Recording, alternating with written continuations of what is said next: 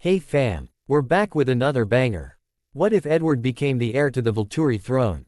So before we start, if you are craving adult mature content, join my Patreon now, link are in the description box. Alright, enough talk, let's fire it up. My name is Isabella Marie Volturi and this is my story. It all starts when I moved to Forks, Washington. My father wanted me to experience life as a human before my change. It was a long flight from Italy to Forks, but first class was comfortable, I guess. I got off the plane to meet Charlie Swan, aka my dad. I was now Isabella Swan, daughter of the chief of police, for the duration of my stay here. The story was that I had been living with my mother, Renee Dwyer, in Phoenix, but now chose to finish my education with my dad. Charlie was waiting for me with his police cruiser when I walked out of the airport. "It's good to see you, princess," he said with a slight head tilt. "It's good to see you too, I mean dad," I replied. Got to get into the habit of calling him dad so people aren't suspicious. On the drive from Port Angeles, I called my father to tell him I had arrived safe and that Charlie and I were on our way to Forks. It's so dreary this side of life. When I checked online, it said it was overcast nearly every day and it rained a lot here. True to my research, it was drizzling when we arrived at the Swan residence. We got out and my room was decorated to my exact specification. Vampires, I thought sarcastically. The room was small. I had a twin-sized bed next to the window with black pillows and my comforter was red and black. The walls had been painted a light gray. There was a desk near the door with a state-of-the-art desktop to go with my laptop in my bag. The wardrobe as on the left side of the room when I walked in. I wish Jane was here to organize it, I thought to myself. Well, this shit isn't going to unpack itself. I had just finished packing and organizing my room when Charlie called me down for supper. It was awkward seeing we are both introverts and I'm sort of used to being with vampires 24/7. "School starts tomorrow, princess. Do you have everything you need?" "Yes, dad, I'm all sorted out. Good night, princess." "You're going to have to start calling me by my name, you know, Charlie." "Yes, but a father can call his daughter a princess. Good point. Good night." "Good night, princess." I was running fast, too fast to be human. I stopped to look around. I'm in a forest looking for something, someone. I hear a giggle, then I see a flash of gold to left, then suddenly. Beep, beep, beep. Maybe I'll get to see her face one day, but for now, I have to get ready for school. I was walking down the stairs when I smelt the amazing scent of bacon. I love bacon. "Good morning, Charlie." "Morning, princess. How did you sleep?" "Pretty well, but I had a weird dream. I'm sure it's nothing." "Yeah, let's eat. Your car is outside. It was delivered this morning. I believe your father chose it for you." "Really?" I exclaimed. He truly loves to spoil me. After breakfast, I packed up and grabbed the keys Charlie had left on the counter. Bet it's a Ford. Father knows I love me a Mustang. Just as I expected, outside was the 1969 Ford Mustang in crimson with black racing stripes. I love my father, especially when he spoils me. I got in and started up the car and sat back for a minute, just enjoying the roar of the engine and the smell of the new leather interior. I revved it a bit before pulling out of the driveway and started heading to the school. It wasn't difficult finding the place because most of the town is on one road. As I parked, I noted that all the cars seemed old except for two, a silver Volvo sub and a green Jeep Wrangler. Odd, I thought as I walked out of my car. I noticed that the entire student body was staring at me. Must have been a while since they got a new kid here, but I couldn't see the owners of the two cars that had caught my attention. I went inside, got my schedule, and I noticed all my classes were AP classes. I had had tutors for most of my life, I thought in passing. I was so focused on the map I didn't notice the boy that approached me. The moment he touched me, years of self-defense training kicked in and I threw him onto the floor. "Oops, I'm so sorry, I just reacted. Are you okay?" I asked hurriedly. I was hoping for at least one date before you put me on my back." I helped him up from the floor while continuing to apologize. "It's cool, I'm Eric, by the way. I wanted to ask if I could walk you to your class." "Yeah, sure. I would like that," I replied sheepishly. He walked me to my first class, math. I thanked him and he was on his merry way. I walked into the class and the first thing I saw was that everyone was staring. "Ah, Miss Swan, I'm glad you made it to class. I'm Mr. Brandon, Please take a seat next to Mr. Cullen." He pointed to a guy on the right side of the class. "He's huge but like a cuddly teddy bear." A cuddly vampire teddy bear reminds me of Felix, I thought to myself as I walked towards him. "Hi, I'm Emmett," he said with a goofy grin on his face. "I'm Bella," I replied. His smile is really infectious. Like an adorable version of the common cold. "So, Belly Bear, do you mind if I call you that?" "No, I don't, only if I can call you Emmy Bear." "Answer this. Do you like pranks?" he asked with a serious expression on his face. "Yes, I do, Emmy Bear," I replied just as serious. We both burst out laughing. "Mr. Cullen and Miss Swan, do you mind sharing the joke with the rest of the class?" "No, sir," we both replied, thoroughly chastised by Mr. Brandon. We spent the rest of the class getting to know each other while pretending to pay attention in class. "Belly Bear, let me walk you to your next class?" he asked as we packed up. "You could always carry me, it's much easier." "Belly Bear, you're crazy, you know that." "Maybe, but I'm awesome as well." Up till lunch, I had yet to run into another vampire, and I know veg vamps tend to come in bundles. I'm having serious vampire withdrawal. Why did father think this was such a good idea? I sat down with a few human friends I had made throughout the day, including Eric. "Hey Bella, how are you enjoying Forks so far?" asked a greasy-haired kid whose name I didn't know. "I could really do without the cold," I replied while rolling my eyes.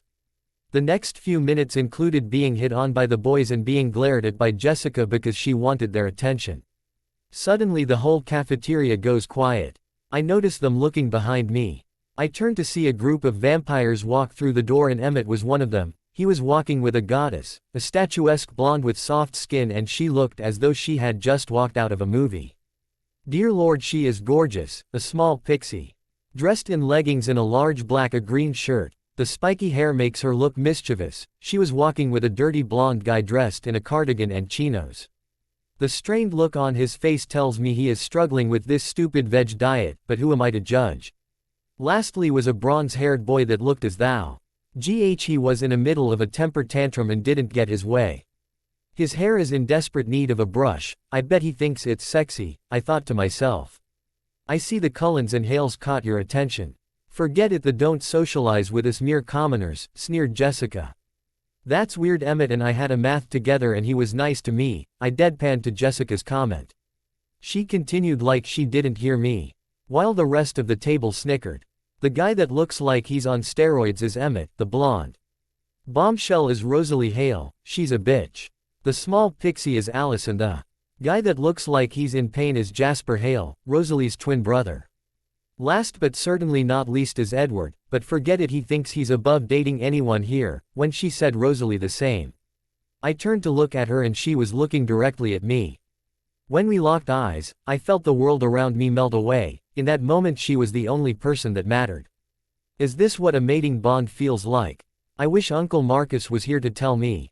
Her eyes were a beautiful butterscotch color, plum red lips, so kissable, and golden colored hair. She had curves that I couldn't wait to explore. Soft skin I couldn't wait to taste. She's perfect. During the period of my admiration, I hadn't noticed that the rest of their table was staring at me, especially Edward. He had this look of concentration on his face like he was trying to figure something out. Jasper had a look of mild pain and a sense of longing in his eyes. Emmett was just sitting there with a grin on his face.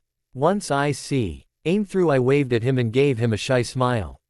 He waved back and this caused his whole family to turn towards him. Rosalie was still looking at me like she didn't quite understand the reason for her intense longing.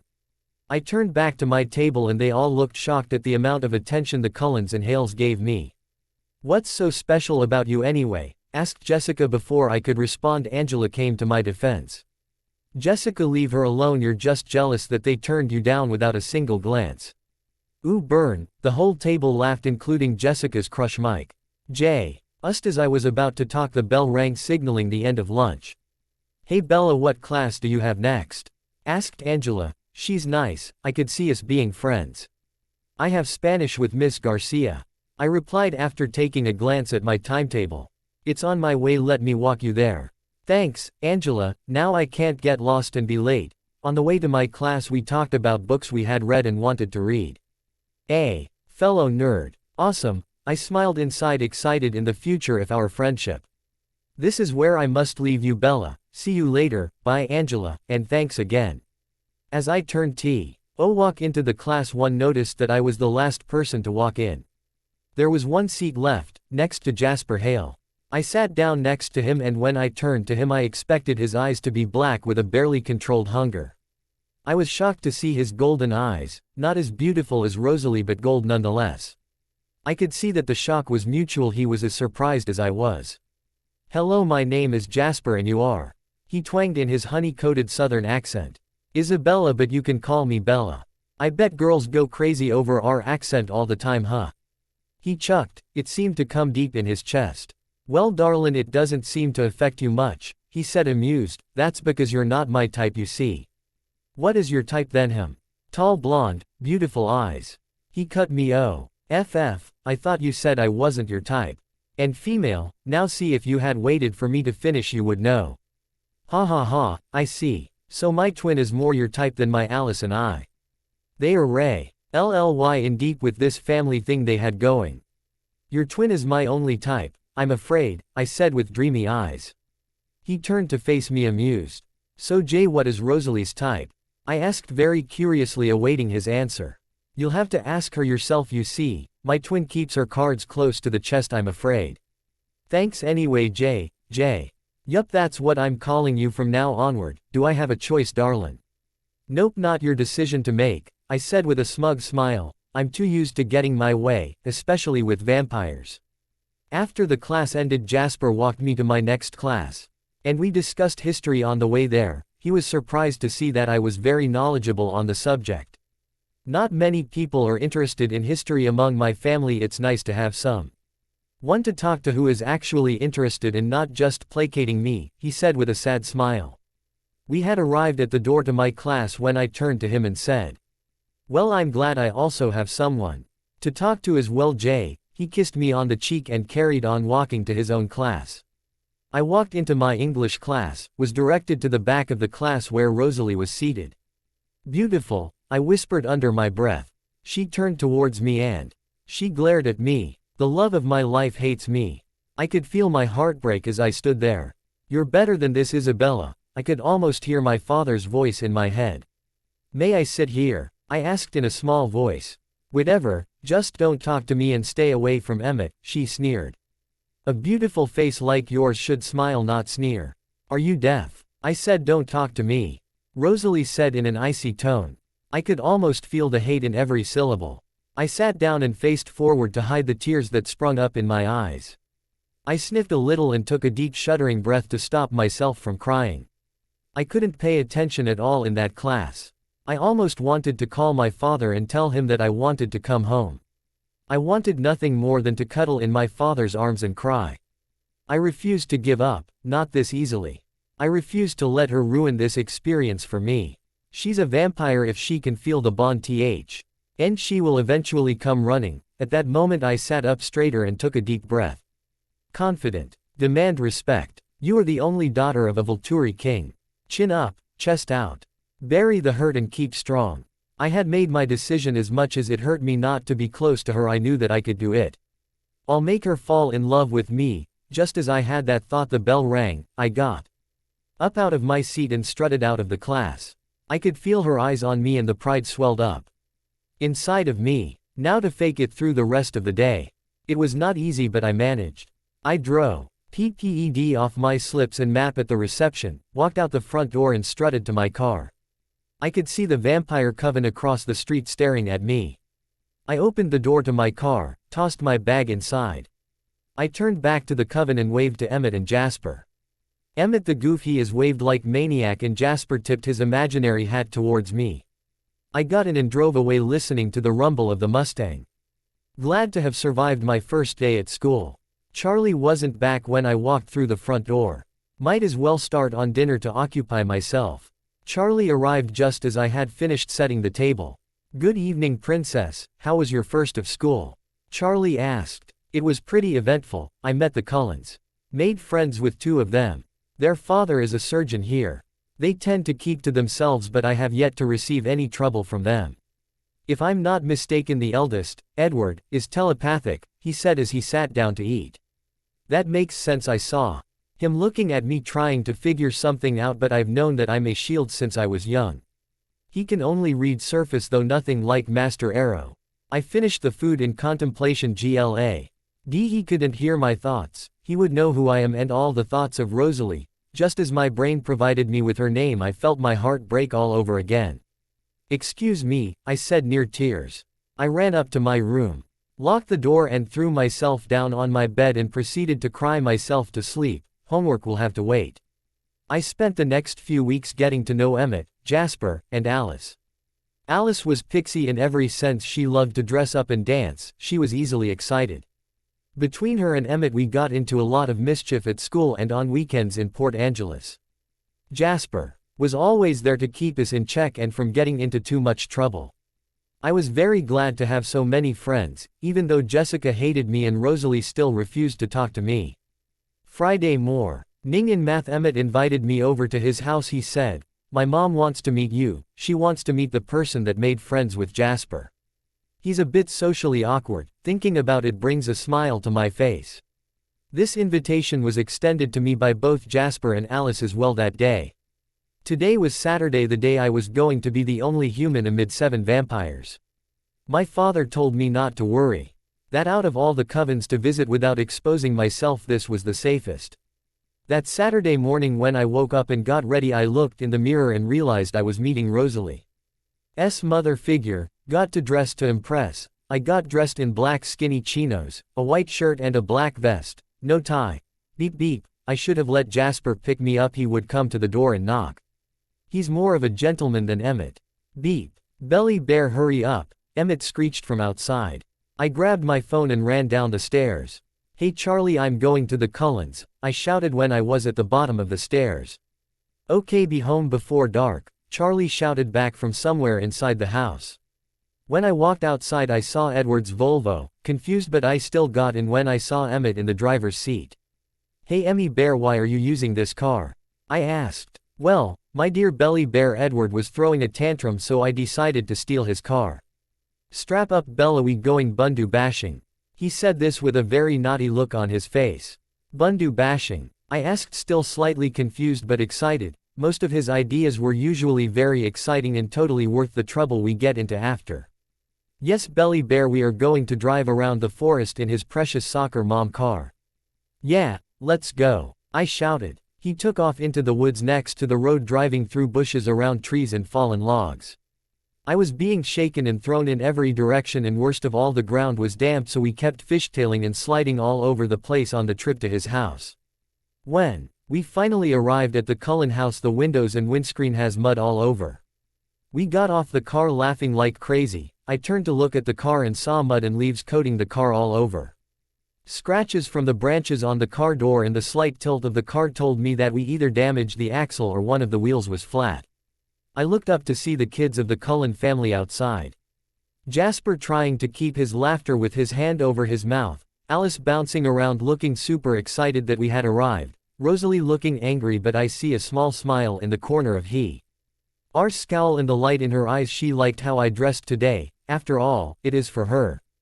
Edward, eyes black, hair mussed, breathing so heavily, stalked towards us. I turned to Emmett to see he had stopped laughing but was still smiling. Jasper had stopped and moved in behind Edward to stop him if he did anything stupid. My car, he shouted. Emmett, how could you? You know how much I love my car. I swear he was close to tears. He stomped off into the house. Everyone started laughing as soon as he walked into the house. Rosalie turned to me and said, I expect this behavior from Emmett, but NOTU, and she walked into the garage, leaving me to my own thoughts.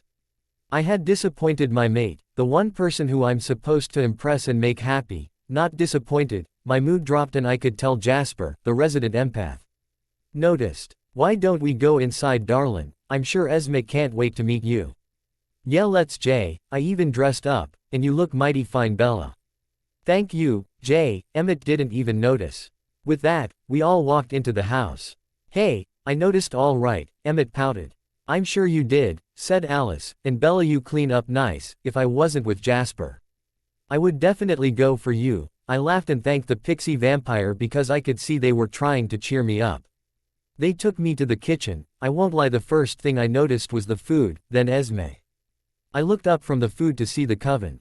Maternal figure, in all her glory. The lighting was just perfect, her caramel hair seemed to glow and her smile just lit up the whole place. He's beautiful, I thought, unaware I had said it aloud. Thank you, Isabella, I'm Esme. It's a pleasure to meet you, she said in a honeyed voice. It could never rival Rosalie, but it was close. I walked up to her and took her hand, kissing the back with a little bow. Looked up and said, "It is my pleasure to be in the presence of such a beautiful woman." She laughed a bit and said, "Thank you again, but you do know I'm married to Dr. Cullen." "Right. It is a shame, but I'm sure that he saw you and was beside himself. A woman as beautiful as you have to be married. It's just my loss." "Okay, Belly Bear, stop hitting on my mother.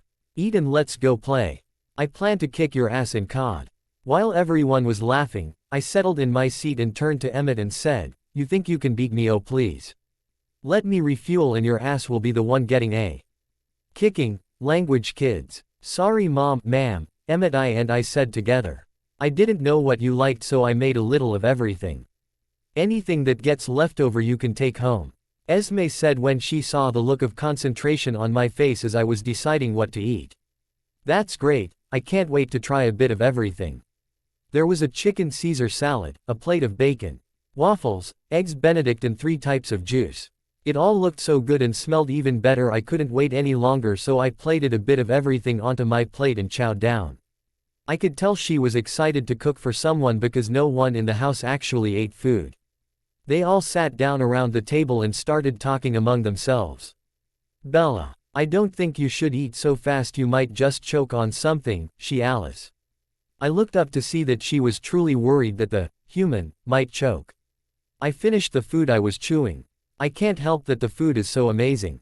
Seriously, Mrs. Cullen, if you ever want to cook for someone that isn't your kids, my stomach and I will always welcome your food. As soon as I finished the food on my plate, and a few extra pieces of bacon, I got up, walked over to where Esme was sitting and got down on one knee. I took her hand and said, with a serious look on my face, "Esme, if you ever leave Dr. Cullen, please consider marrying me so that I can eat food like this every day." I finished off with the most blinding smile I could muster. "I will definitely consider it, but I doubt I will ever leave my husband." She looked around and bent down to whisper in my ear, "I am in love with him after all." I turned to the heavens and shouted, "No." I got up, dusted myself off. "Well, let's go, Emmy Bear. Kicking your ass will put me in a better mood," I said jokingly. Before I left, I kissed Esme on the cheek and thanked her for the food. They walked me to the living room area. The walls were painted an off-white color. There were pictures of them on the wall and a few expensive-looking paintings on them. Black leather couches, a 4-seater, a 2-seater and a lazy boy sat in front of a large LCD HD screen TV with almost every gaming system known to man. "Wow, Emmy Bear, nice setup you got here." "Thanks, Belly Bear, but I'm still going to beat you." While we waited for Emmett to set up, I challenged Jasper to a game of speed chess. I knew that he had a strategic mind, but growing up among the Volturi you learn a few things. 2 minutes into the game I had lost most of my pieces, but I had a trick up my sleeve. While he was focused on trying to get to my king, I already had my pieces in the perfect position. I just had to choose which way to take him down. "Hey Belly Bear, I'm done. And you're losing anyway, come let's play," he whined. Jasper had finished his turn and I decided to end the game. "Checkmate Jay," I said with a triumphant smile. He looked down at his side of the chessboard. "You could have finished long ago. You have been playing me this entire time," he said with an incredulous look on his face, shocked at the many ways I could have won the game. "I lured you in to a false sense of victory and you got sloppy, Jay." I tsked at him and walked over to Emmett, unbuttoning my vest so I could be comfortable. We played a few rounds of COD, both of us winning and losing against each other, while Jasper replayed the game of chess he had just lost, trying to figure out how he lost, and Alice sitting on the couch looking through the latest fashion magazine, the only fashion on magazine I read is GQ, so I was not paying attention to it. We decided to play another game with the same results as the first for another 2 hours when Rosalie came into the house. "Emmett, I think You should take a break so Bella can have lunch, she said. I turned to look at her. She was wearing a red bandana to keep her hair out of her face, tied in a messy bun. She was wearing cut-off shorts and a large t-shirt. She had car grease on her cheek and on her clothes. She could not look more beautiful at that moment, destroying stereotypes that beautiful blonde women aren't smart. She looked very bit a modern woman, not afraid to get her hands dirty and do work that is considered to be for men only. Wow, when I thought she couldn't get any better, she surprises me. I was shaken out of my perusal by Emmett's shout of victory. I had been so focused on her that I totally forgot about the game we had been playing. Belly Bear, that's not fair. You're so focused on Rosalie that you lost a game you would have won. Emmy Bear, sometimes you whine more than Eddie Boy. I do not, he said, faking offense. I got up and walked towards Rosalie. As I reached up to her face, I could hear her take a sharp breath in. I wiped the grease on her cheek and caressed it. You had a bit of engine grease on your cheek. Thank you, Isabella, she said, slightly breathless. She then realized what had happened. She pushed my hand away and walked upstairs. I assumed she went to her room. I sighed and walked to the kitchen but was stopped when Jasper said, Bella, she's slowly warming up, just give it time, she doesn't trust easily. When he said that, I knew that I had to come clean soon and tell them who I really was, but I just didn't know when I would do it. I will have to call Father when I got back to the house. I got back to the house at around 7 p.m. I had a lot of fun with the Cullens today. I even got to see a different side of Rosalie, which was pretty amazing. Now to call Father. This conversation is in Italian, but I don't know any Italian, and Google Translate sometimes doesn't take grammar into consideration. Hello princess, how was your day with the Cullens? He doesn't like them much but he tolerates them enough. Hello father, I had a great time, but there is something that I need to talk to you about. I need you to listen and let me finish first, okay? Of course, my little girl. I'll try to refrain from cutting you off. I believe I have met my mate in one of the vampires in the Cullen Olympic Coven, Rosalie Hale to be exact. I know that I am not able to feel the full bow. As I am human, but through deductive reasoning, I have concluded that she is my mate. I want to tell her who I am. She doesn't trust me at all. She believes I am a threat to the Olympic Coven because I am human, and if you found out you would have them all killed, father. I have also made friends with some of the Coven's members, and I would prefer if they could stop the human facade and relax me and not be afraid that I might find out that they aren't human. I would like your permission to reveal myself. Absolutely not, Isabella. Do you have any idea how dangerous it could be if people found out who you are? Especially while you are human. This is far too reckless, Isabella. I cannot allow you to endanger yourself in such a manner. He was angry. Father was really protective of me. Quote, but father, I truly believe she is my mate and that they are trustworthy. After all, Carlisle is a friend to Uncle Arrow. I understand, but it was your idea to leave the palace without guards. You promised to keep your identity a secret. In return, I would only have human bodyguards around you. Is that not what we agreed on, Isabella? Yes, father, that was the original agreement, but I didn't think I would meet my mate when we made that agreement. Let us make a change to the agreement then. I will agree to Jane and Alec as bodyguards if I can tell the Olympic Coven. Please, father, I want them to trust me and not be afraid that I might find out that they are vampires. Jane, Alec and Corin, as bodyguards. Corin has the ability to make people feel content even when they are on fire. Sounds useless but very useful. Thinking about it, Esme's aura is very similar to when I'm around Corin, but I'm able to shield the majority of her gift. Jane and Alec only, the witch twins. We are close friends, and I know that they will be more lenient than the rest of the guard. You drive a hard bargain, princess. They will arrive in 2 days. Do you think you can hold off telling them until then? My father spoils me, really. Who would think the mighty Keys Volturi spoilt his darling daughter? His reputation is something else. Now tell me, how are you enjoying spending every day with humans? He doesn't like humans. He says it's because of his past and my own. It is very different. Everything is so much slower. I am so accustomed to everything done at high speeds and with tremendous amounts of strength. I am enjoying myself, but I miss home. We all miss you dearly, my darling. Your mother wants to talk to you. I had to stop her from coming over when she found out that there were vampires on that side. She calmed down after I mentioned that it was the Olympic Coven. I could hear my mother denying everything in the background and threatening father with bodily harm. Hello mother, I am Addie's girl, but some things I cannot talk to my father about. Hello my darling angel, are you sure you're okay? We can always come and fetch you. There is nothing wrong with wanting to come home. That's my mother's way of telling me she wanted me to come home but without asking directly. Yes mother, I am sure. I have only been gone a month and I have made some friends here. Charlie is amazing and the bodyguards father hired are well hidden, I don't even notice them. If you're sure honey, I miss you a lot. You have been near me for a long time.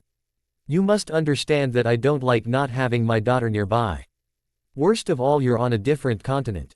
I don't understand why you just couldn't go to a school here in Italy. I sighed, my mother was too good at guilt-tripping me.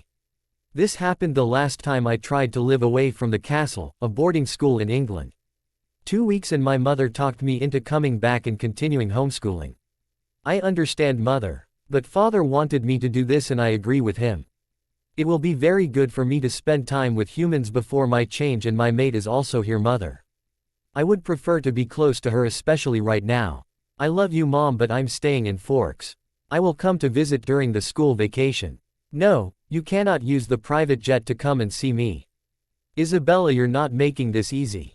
How am I supposed to know that you're eating and staying healthy when I can't be with you?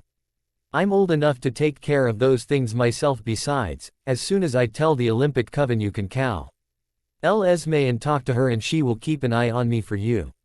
Mother to mother. I suppose that should do until you come back, dear. Tell me more about your mate. She's beautiful, mom, long blonde hair, she fixes cars and she can sing. I haven't heard her yet, but Emmett says that she's amazing. What kind of mate doesn't sing for you, darling? Is she treating you right? She is already a vampire. The bond on her side should be much more aggressive than usual, especially considering that you're still human and can be very clumsy. If it wasn't for the years of self-defense you would trip over Heir, darling. She was getting hysterical. Mother, calm down. I think the animal diet is dulling their vampire senses a little, so the bond doesn't affect her the same as it would if she had been on a normal diet. She would have changed me already if she was on a normal diet.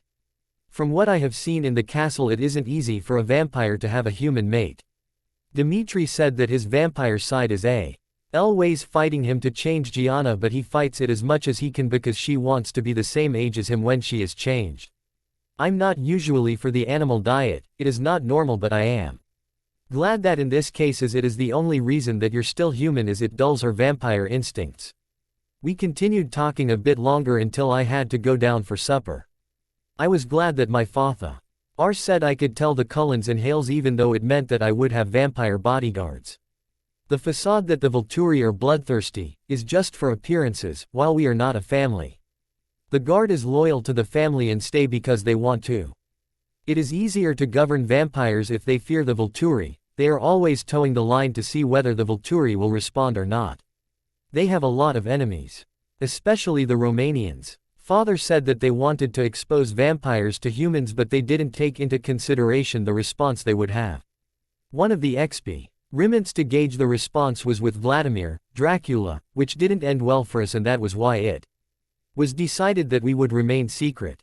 The Volturi keep up with technology so that we can remain hidden, even though the technological advances are making things a bit difficult.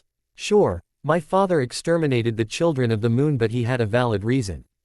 They were becoming a threat to our existence, and if they continued turning humans at such a fast rate, they would become unstoppable and take over the world, killing the human population. My mother can be as ruthless as my father. That's probably why they are mated, but my mother is the only person that I know that can stop my father when he goes into a rage. I may be human for the time being, but I am one of the Volturi just as any vampire in the coven is. I was so anxious about the arrival of Jane and Alec. I had missed them a lot. They are the closest thing I have to siblings. They are the children of Uncle Arrow and Aunt Sulpicia. Sleep was not easy, but after I did my evening routine I realized just how tired I really was. I was in the forest again. I stopped running after the flash of gold. She stopped too. She turned to me. Rose. Don't give up, Bella, she whispered. She came closer and touched my cheek. She leaned toward me. I closed my eyes and I swear I am going to break that thing one of these days. I got up. and started my daily routine even though was disappointed that my dream had not reached the point where Rosalie and I had kissed. I wonder if this is how Alice must feel when things don't go her way. My Sunday was normal with no sudden visit from the Olympic coven. This was when I wondered whether Alice was focused on my family or not, but then again, my father made the decision and not Uncle Arrow. On Monday I went to my classes and continued as if nothing had changed until lunchtime arrived. Edward and Rosalie had chosen to sit outside so that they would not be associated with the human. When the Volturi came questioning, "Hey guys, so my cousins are going to come and visit and I'd like for you all to meet them." "Where are your cousins from, Belly Bear?" asked Emmett. "Yes, Bella, you have never mentioned other family besides your mom and the chief." I understood where Jasper was coming from. I really hoped that they still wanted to be friends after they knew the truth. "Why so anxious, Bella? Is everything all right?" While I was in my thoughts I had neglected to answer their questions. "I'm anxious because of who they are, not a lot of people like them," I said. "Well darlin', I'm sure they aren't that bad. But we will give them a fair chance when they arrive." "Thank you, Jay. I would really appreciate that. I just hope they are still this open when they find out who the cousins are." After class, they took me out for ice cream and we did our homework together at the Cullen Manor. I could tell that my nerves were really affecting Jasper and Emmett was doing his best to keep my mind off of the arrival of my cousins but the possibility of losing my new friends as well as jeopardizing the already fragile bond I have with Rosalie. Ever since I spent the day at the Cullens, she doesn't sneer as much when I'm at the manor but she keeps her distance at school. She is at least willing to be in the same room as I am, unlike Edward. Esme and Carlisle have been really accommodating and are disappointed in Edward's behavior towards me. I could care less about that child. Emmett is clearly the youngest but much more mature than he is. I was at the Cullen Manor doing homework after school when I got a call. It was Jane. "Hello Isabella." "Hi Jane." "Hi Alec. Have you guys arrived yet?" Alex says hello. "We are boarding a flight to settle. We will arrive in 2 hours.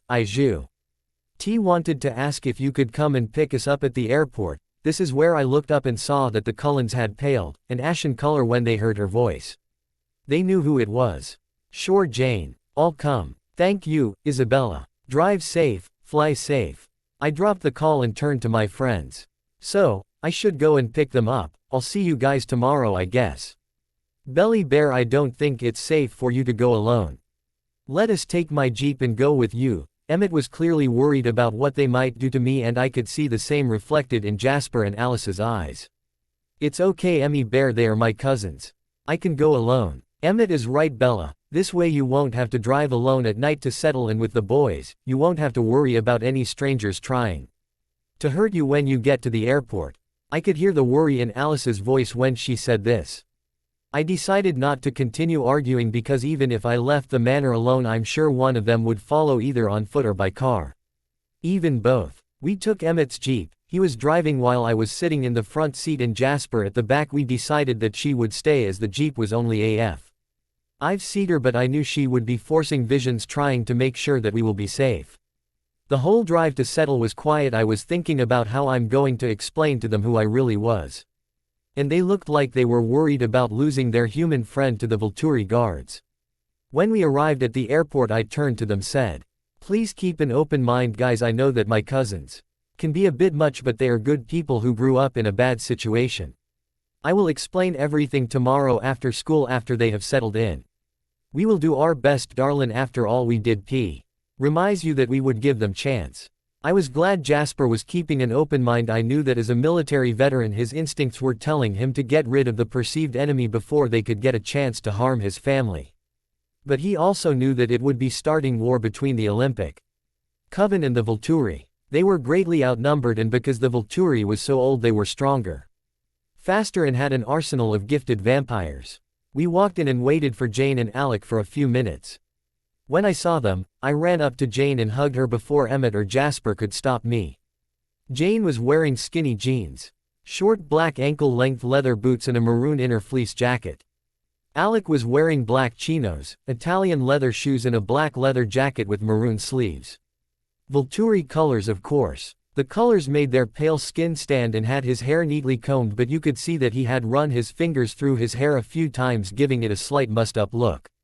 Jane's hair was just below her ears but parted from the side, giving her a fringe that covered the right side of her face. They looked smoking hot. I prefer Jane in a summer dress they had to blend in as it was pretty cold outside. They were both wearing dark-colored lenses to hide their bright red-colored eyes. Jane, I'm so glad to see you. How is everything back in Italy? Hello to you too, Isabella. I have missed you so much. It just isn't the same without you. I am glad that we came. She hugged me back as tight as she could without breaking me in two. I missed you too, Bella. What, do I not get a hug? Alex said. I hugged him as well after I let go of Jane. I was so excited to have them here. It will make being here a lot better because of how much I missed my family. Jane, Alec, I want you to meet my friends Emmy, Bear and Jay. I could tell from their body language they did not want to be here, but they didn't do anything because we were in public and they all didn't want to upset me. Their greetings were awkward and terse but no violence or offensive language, so I was just glad that they were trying. On the drive back, Jasper sat in front while I and the twins sat in the back of the car. We chatted about all the things I had experienced in Forks and the new human friends I had made. They dropped us off at the Swan residence. Emmett and Jasper didn't. T looked too happy to leave me with human drinking vampires, but they had no choice. Good night, Emmy, Bear, Jasper. I will see you both in class tomorrow. Good night, Bella. If you need anything, call out our names and we will come running, said Jasper as he hugged me goodbye. Yeah, Belly Bear, what he said. This was Emmett, who also hugged me before they got into the car and drove off. This meant that they were going to drop off the car and stay near to the house. I bet they are going to hide in the forest all night long within a hearing range, so if I shouted they would be able to come and rescue me. It was very thoughtful of them to want to keep me safe. When they had left hearing distance, Jane turned to me and said, I'm glad you made friends that care about you so much. I respect them for trying to protect you even though it is not needed. Alec agreed. He doesn't talk much. Unlike my father, Jane and Alec didn't see the problem with the Olympic Coven knowing about me. To them, they just saw more people who would keep me safe and were glad I made new friends. They were not happy with Rosalie and her behavior but were happy that I met my mate because they had yet to meet their mates. Since the twins didn't sleep, they put their luggage in my room and we left the house to go to La Push. We had a meeting with the shifters. We drove to the treaty line and walked into the foliage so that we were not visible to passers-by. I can hear them, they are not even trying to be quiet. Mutts, so I have yet to meet anyone that likes the shifters, even I know that they can be too cocky and rather aggressive. They came to a stop a few meters from the treaty line and the black wolf I knew to be the alpha went behind a tree to shift back into human form. The air was crisp as the sun was setting and the tension was high. Both sides were cautious and ready for anything. The rest of the wolves stood growling like the puppies they are. I noticed that they had a new wolf in the pack, and if his demeanor is telling me anything, is that he doesn't want to be here. The wolves don't really like the Volturi. You called a meeting, leeches, spat Sam. We came here to inform you that we will be in Forks for an undetermined amount of time while the princess is doing her schooling here. Jane spat back with even more venom. You will stay away from the princess and cause no trouble during our stay. We don't have to listen to you, leech, and besides we don't know that you're going to drink your precious princess. The newest wolf had shifted, addressed Jane directly. Wrong move on his part. You see, that is where you're wrong. You listen to me and listen good. You may think you have me outnumbered, but I have centuries of experience with true werewolves and you're just a puppy compared to them. I could take you down without moving a single muscle. This seemed to set the wolf off, and the look of pure terror on the alpha's face when he shifted and attacked. They tried screaming his name and grabbing him, but he barreled towards us. The older wolves knew that the twins were not someone to trifle with. As he readied to jump over the treaty line, he fell with a howl. He howled and whimpered, thrashed around under the influence of Jane's gift. I turned to see a thick gray mist gather around Alec as he readied to jump in at a moment's notice, but he was confident that Jane could solve this little inconvenience. She held him under her gift until the alpha begged Jane, please stop, he is still new, he will be punished for his insubordination. Begged Sam, an alpha that knew when to fight and when to concede when the battle was lost, instead of letting his anger get the best of him. See to it, I will not be disrespected by him or any of your wolves. If this happens again, the Volturi will not hesitate to kill him. Spoke Jane. I knew this was not a threat but rather a promise. Thank you for not killing him even though you were within your right to. With that, the wolves carried Heir fallen comrade and we walked towards the car and drove to the house. The effects of Jane's gift allowed her to instill a heavy dose of fear and respect from her enemies and the vampire world. While she reveled in her ability to instill fear in the hearts of hundreds, it made her sad because most people are scared of her. It is difficult to be friends with those that fear you. It's not a true friendship. When we reached the house, we sat around the table while Alec made supper for me and Charlie. So Bella, what is our cover story while we go to school with you? I could tell that she was excited to go to school as they had never been. You are a distant family from Italy that wanted to spend some time with your favorite cousin in America because you have never been here before. It will be enough for the humans, but after school tomorrow we will tell the Olympic Coven the truth. I replied. I know you're scared that they will not want to be friends with you any longer, said Alec as he gave me a hug. But you are amazing, Bells, and it would be their loss if they decide not to associate themselves with you, and besides, now that you're not a danger to the secret, maybe your mate will warm up to you. Alec has a way with words, and when he speaks it's usually a good idea to listen. His quietness allows him to observe his surroundings and see things we usually miss. The mention of my mate got me excited, but when I saw Jane's face, the hurt in her eyes and smile, brought me back down. I turned to my cousin. Whenever we mention mates you get very sad, why is that? I asked. It's a story for another day, but I am happy that you met your mate even if she is a bunny muncher. I decided I would let it go, but not for long. It hurts me to see her so sad. Most people don't know our story, but I know that Jane would like nothing more than a mate that would love her unconditionally the way that Arrow loves Sulpicia or Marcus loves Didymus. I want a relationship like my parents. They work together behind the scenes to plan strategies on how to take down an army of newborns. When they play chess it's all or nothing. You can see the love between them runs deep and is passionate. Times I'm glad to be human because no matter how thick the walls are, I can see that all the other vampires can clearly hear what happens in their bedroom. I'm not saying they don't fight. Oh, they fight alright. They get loud and sometimes violent. I think it's great that they fight instead of bottling everything inside. They have verbal fights, but I've seen them escalate to physical, and every time they fight they disappear for hours to make up. Uncle Arrow and Aunt CIA don't usually have verbal fights. When they do fight it's mostly about Jane and Alec. Auntie CIA thinks her babies must stay nearby and away from any fights as long as possible. Uncle Arrow believes that they have a right to choose to take part in missions and enforce the law. They are the heirs to my throne after all, he said. They didn't speak for a week. They would hold hands and stay near each other, but no words were exchanged. It would have continued for longer, but the twins had had enough of their fighting and told them that they were old enough to choose for themselves. Felix said that Aunt CIA locked them up in her and Uncle Arrow's chambers the first time the twins got hurt. She can very protective of them. All can't wait for Uncle Marcus and Aunt Di to find their child. She's either going to smother them with love or be overly protective of them. She's like that with the twins and me. My mother smothers me just as much, but I'm more of a daddy's girl like Jane. We spent the rest of the evening doing my homework and talking about how the castle has been since I left. Alec inserts his 2 cents why now and then, but he usually just lets Jane and I talk while he reads or does Tai Chi. They ran to settle while I slept. They don't feed often, well, not as often as a newborn. They are nearly 2,000 years old. Bella, wake up. Why does Jane insist on waking me before my alarm goes off? Sister, let her sleep. We stayed up late last night. No, Alec, I want her to wake up now. She needs to help me get dressed for my first day at school. I understand that you are excited, sister, but she needs her rest. At least wait until her alarm goes off. No, Bella, wake up, she shouted. I'm awake, Jane, I'm awake. I shouted, exasperated. Good, now shower and help me get ready. I've never been to school with humans before, I'm nervous, Bella. I sighed but got up anyway. I looked at my alarm. And it was 5:45, a good hour of sleep before my alarm goes off.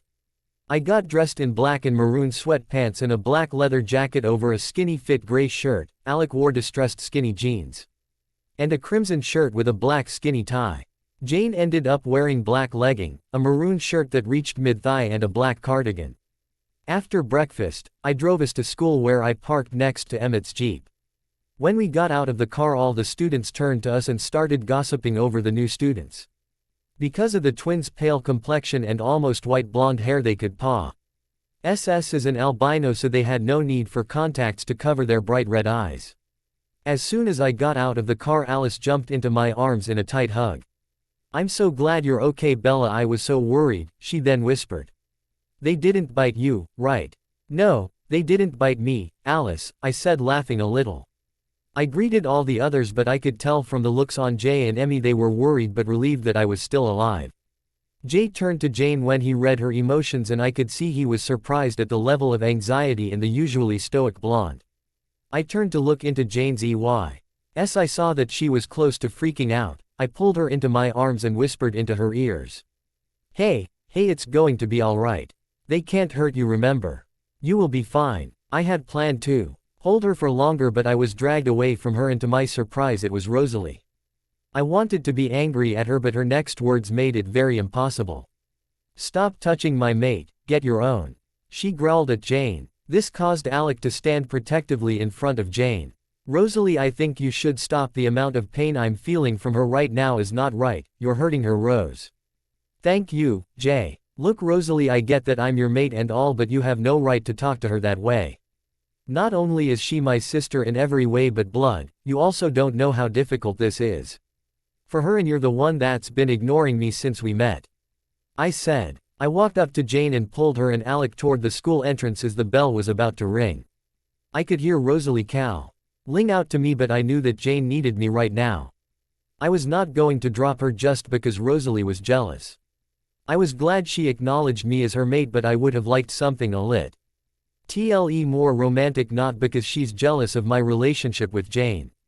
We got their schedules, and since they were both technically 16 like me, we had some afternoon classes together. I walked them to their first class while giving them a brief description and layout of the school. Jane still had not said anything since we left the house. I stopped and tilted her head up so that she would meet my eyes. "Don't listen to what your brain is telling you, listen to me. You're stronger now. They can't hurt you physically or emotionally. You're stronger than this and them. Chin up, chest out, Janie. Have confidence in your abilities because Alec and I do." I gave her one last hug and jogged to my class with Emmett. "Hey Belly Bear, so you know what we are, huh?" "Yes, Emmy Bear, I've always known." "You're joking, all this time?" "Yes, Emmett, this entire time I've known, and you aren't scared." "No, Emmett, I'm not scared." "Okay, so when you say you've known, like how long is that?" "For as long as I can remember, Emmett." "Wow, I have no words." "You're not mad that I didn't tell you that I knew?" "I'm not mad, just disappointed. Think of all the cool things we could have done."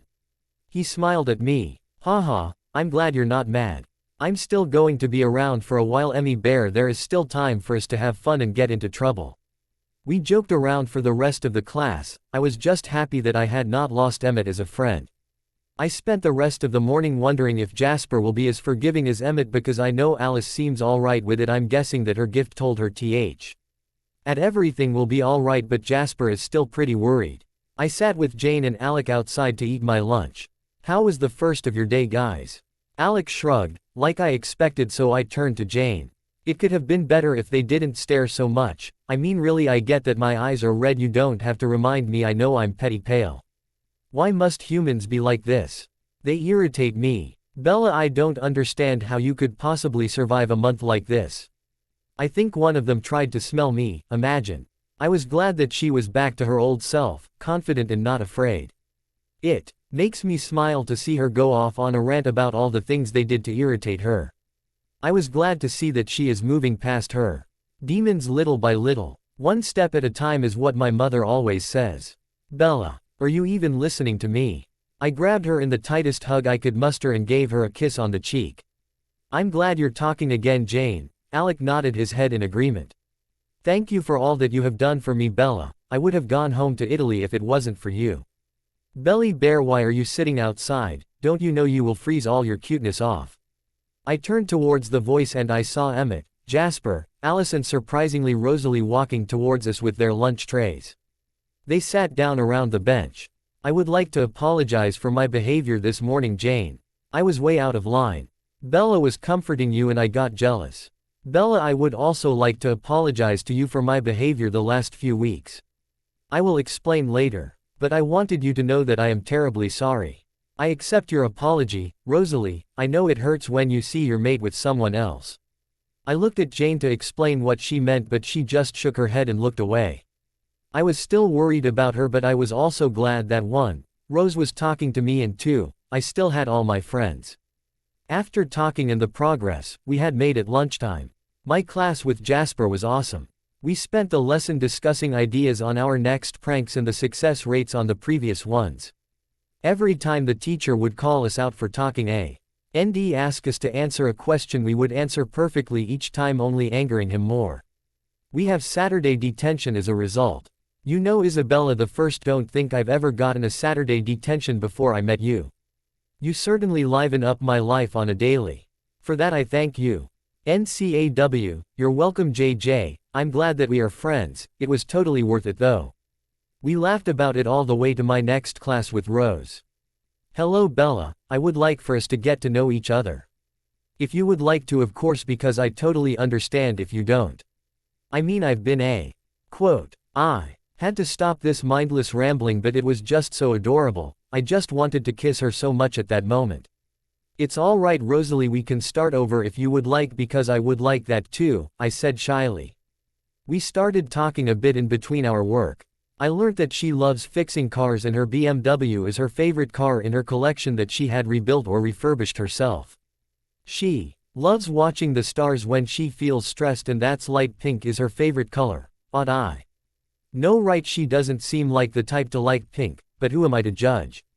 By the time the I was over, I had gotten to see Jane in a class full of humans. She was still uncomfortable being around them for extended periods of time, but she was making progress. She had yet to talk to any of them, teachers included, but I'm glad she doesn't look terrified anymore. Rose and I had some time together, but I can't wait until we can spend time just the two of us in the near future. Jane and I walked hand in hand to my car. Alec was walking slightly behind us on my left, where we waited for the rest of the Olympic coven so we could drive to their manor. Jasper was the first to reach us. Isabella, Jane, Alec, I hope you had a good day today, and it's good to have you here, Jane and Alec. I'm sure we will form a solid friendship. Seriously Jay, laying it on a bit thick, aren't you? I have no idea what you're talking about Bella.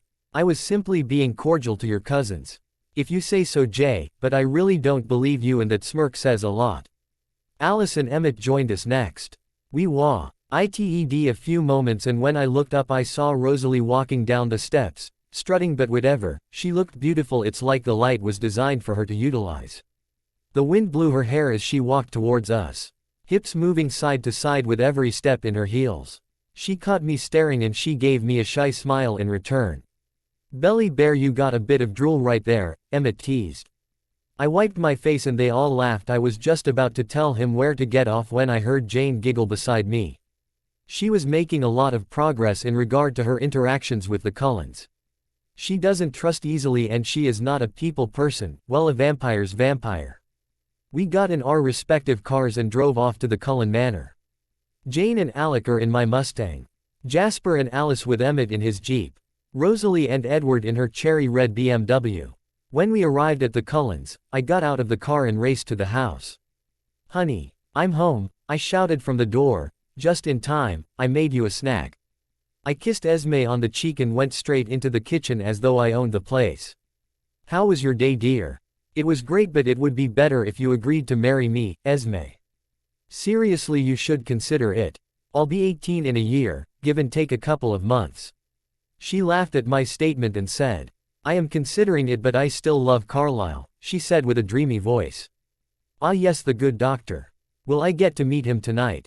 Yes dear, he is the coven leader after all. Cool, I got to size up my competition. I got up and did a few stretches to her amusement. Esme giggled as I continued my theatrics. I helped her clean up in the kitchen and went to the living room. I walked into the living room to find the Cullens on one side and the twins on the other. Confused as to where to sit, I decided to sit on the floor between the divided groups. Jasper joined me a few moments later with a chessboard and we begin our first round of chess for the night. 3 games later, I won 2. Jasper insisted that I let him win, but sometimes you have to lose a battle to win the war. Jane and Alex sat on one side talking among themselves in their native tongue. Emmett and Alice played a few video games and Rosalie was reading a magazine, Cars. Carlisle walked through the front door and greeted Esme with a kiss. They make a cute couple, honestly. Drive Cullen, it's an honor to meet you. Really, it's an honor to meet the man that is in possession of Esme's heart. He turned to me with a quizzical look and shook my hand cautiously. It is an honor to meet you too. I have heard a lot about you from my children. After the pleasantries were over, we gathered around the living room area. We sat down and I started talking. First I addressed Carlisle, who had spent time with the Volturi. Carlisle, do you know the meaning of the pendants that the guard and royal family wear? Of course, bronze is for the lower guard, silver for the elite and gold for the royal family. Each royal family has a stone in the pendant to represent their heirs. The twins have a ruby stone as they are heir to Arrow. If Marcus had a child, it would be an emerald stone in the golden pendant. I am not sure what Kousa's color is, I'm afraid. I took out the pendant that has hung around my neck since I was old enough to understand its meaning. A gold shaped pendant with sapphire on the right side of the V. The heir to my father's throne, Keys Volturi, has a sapphire stone. I heard gasps from each of the coven members, but I did not expect Edward's next words. She's one of them. We should kill them all while we have the advantage. She's a mere human and we have the twins outnumbered. As soon as he finished his sentence, he jumped up. As soon as he did, he was down on the floor under the influence of Alex's gift. Losing all your senses can be disturbing. Worse than feeling like you're being burnt alive. It disorients you and completely shatters your hold on reality. It allows for your mind to conjure all sorts of scenarios, and without the anchor to reality, you lose yourself in the nightmare that is your own imagination. Please don't kill him, cried Esme from Carlisle's arms. Alex, give him back his ability to hear. I commanded them as my father would. Rosalie may be my mate and the rest, my friends, excluding Eddie Boy, but this was an us against them situation, and I knew that if they attacked they would go for the weakest first, and that would be me. Well, that is how I would do it anyway. I didn't come here to be attacked. An attack on me is a direct attack on the Volturi.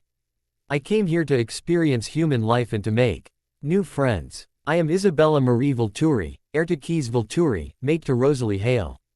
I will not hesitate to reduce this coven to ash should you choose to attack me. Quote, I didn't want it to end up like this. I don't want to lose my new friends.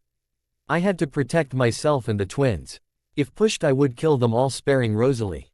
We don't want a fight, Isabella, but you have to understand that we are wary. We want you to feel safe and part of the family. Edward was out of line and his thoughts and opinions do not correlate with the rest of the coven. I do understand, Carlisle. I don't want to lose my new friends and the progress Rosalie and I have made. This is why I chose to tell you. If I am forced, I will not hesitate. Then why do you have Jane and Alec as bodyguards, Belly Bear? Don't you trust that we love and won't hurt you in any way? I do trust you, Emmy Bear, but don't forget rule number 1 of being a vampire. Any human that has the knowledge of vampires must either be turned or killed. Jane and Alec are here just as a precaution. My father's idea, as human bodyguards, would not be effective against a coven of vampires, and the wolves are too far to be of much protection, I said. The wolves, as in the Quileute pack? Asked Carlisle. Yes, sir, we understand that you have a treaty with them. NCLE Arrow was disappointed when you didn't tell him, Carlisle, but it was sorted out a while ago. They are under Volturi jurisdiction now. They report to us. Your treaty with them still stands, of course. Just know that we have the ability to void it if necessary.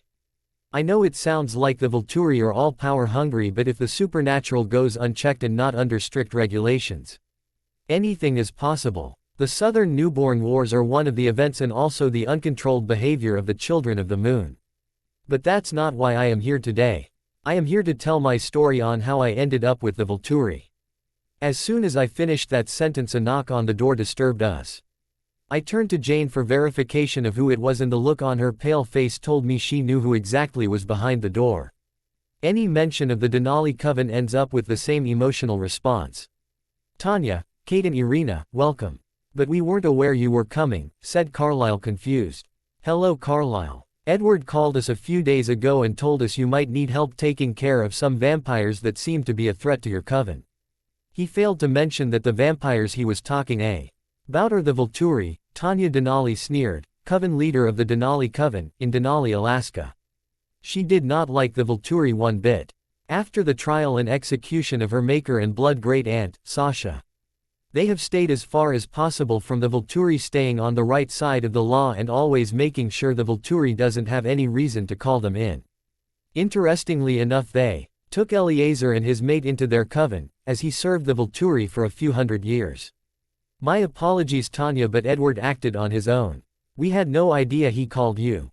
Please come in and we can talk. They stepped into the house and soon as they walked into our vision, Jasper collapsed with a cry.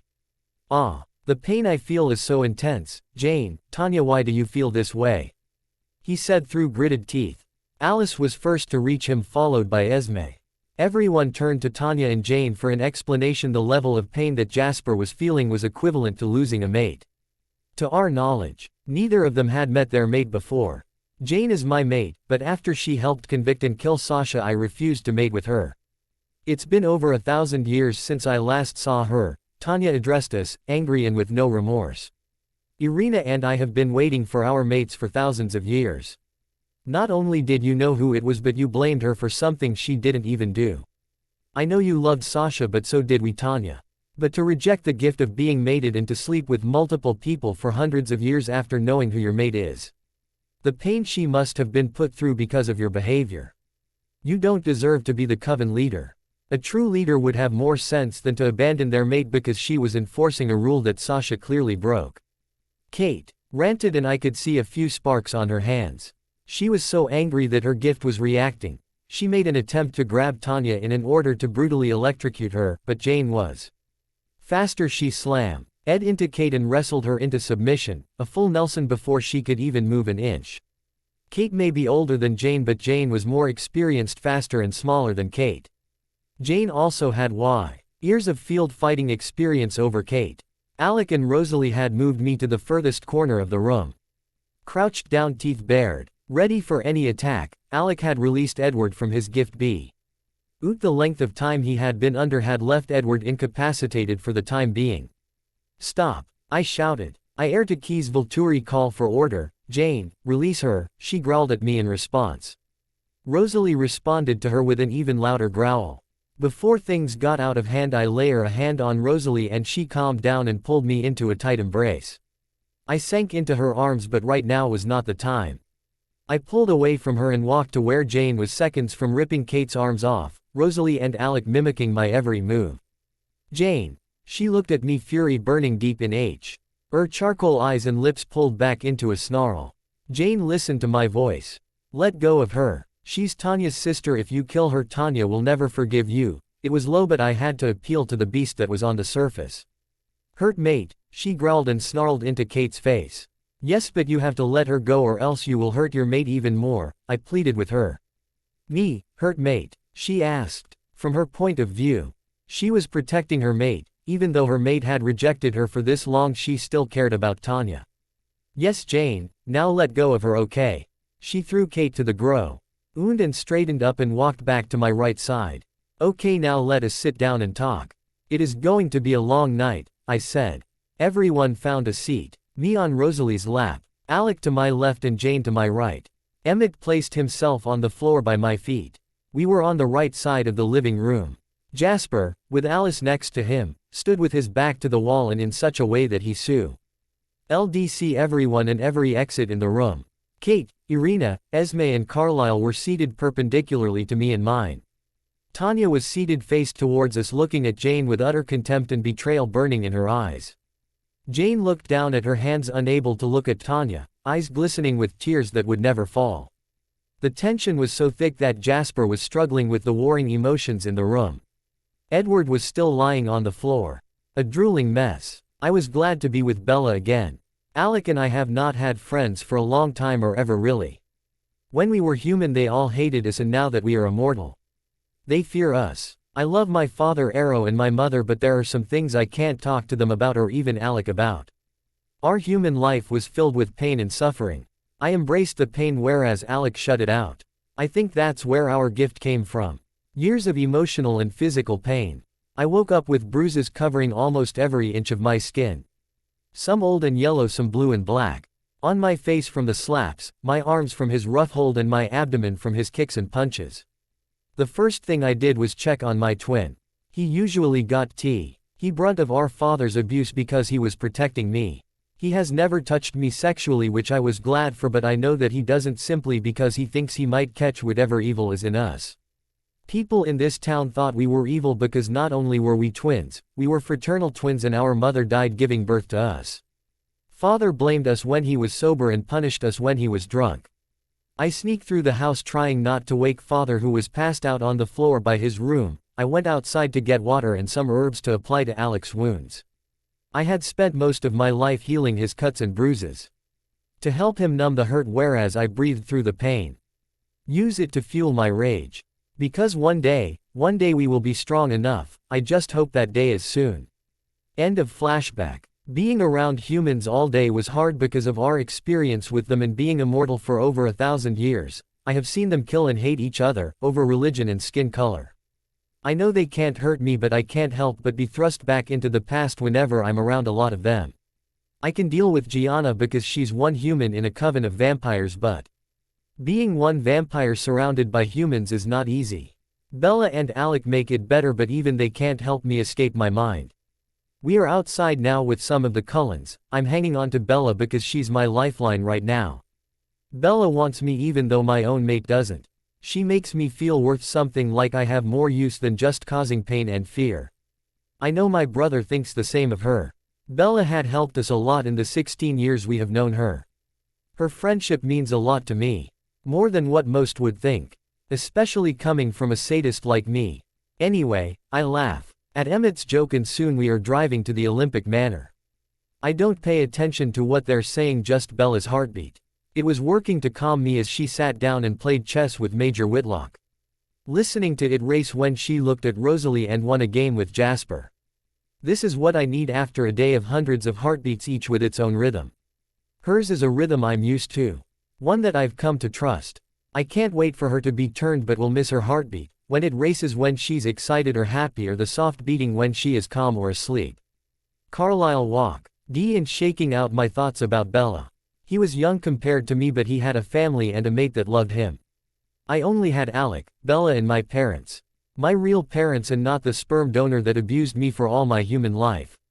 Every time I think of him I get filled with hate and anger for what he did to me and what those memories still do me today.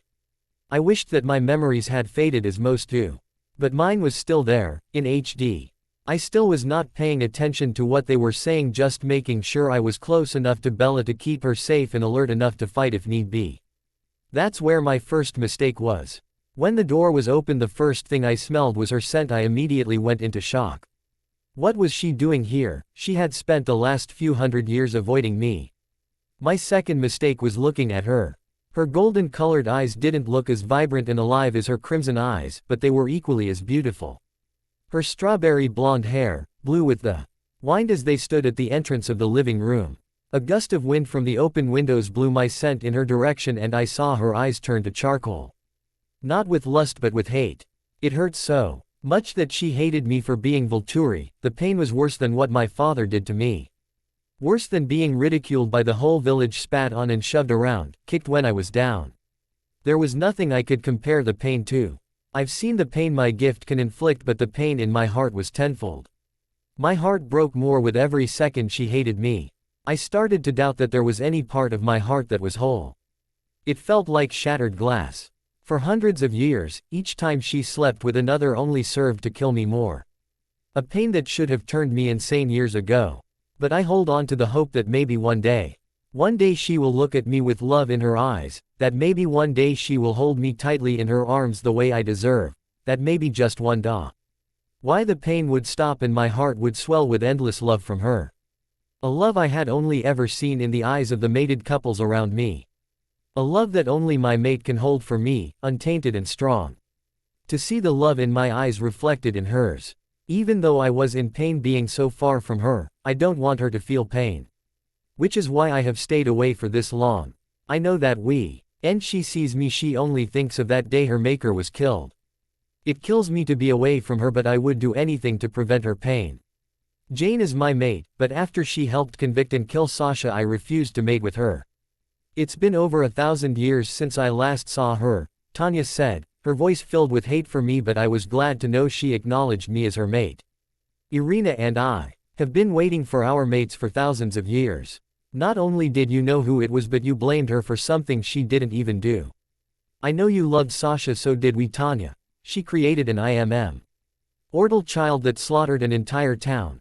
To reject the gift of being mated and to sleep with multiple people for hundreds of years after knowing who your mate is. The pain she must have been put through because of your behavior. You don't deserve to be the coven leader. A true leader would have more sense than to abandon their mate because she was enforcing a rule that Sasha clearly broke. K8 ranted, and I could see a few sparks on her hands. She was so angry that her gift was reacting. I saw her muscles tighten and I moved before I realized I had her in a full Nelson. Alec and Rosalie had moved Bella to the furthest corner of the room. Crouched down, teeth bared, ready for any attack. Alec had released Edward from his gift, but the length of time he had been under had left Edward incapacitated for the time being. Stop! Bella shouted. I knew I had to listen, but this vampire was about to attack my mate. I would not let that go. My beast wouldn't let me. Heir to Keys Volturi, call for order. Jane, release her. I growled when she said this. She has to be punished, don't you understand? I screamed in my head. Rosalie responded to me with an even louder growl. Before TNGS got out of hand, I saw Bella lay a hand on Rosalie and she calmed down and pulled her into a tight embrace. She walked to where I was seconds from ripping Kate's arms off, Rosalie and Alec mimicking her every move. My growls grew with volume at every step. Please, you have to understand, she was going to hurt my mate. I continued shouting in my head but was unable to get the words out of my mouth as my beast took control. Jane. My beast looked at Bella, fury burning deep in my charcoal eyes and lips pulled back into a snarl. Jane listened to my voice.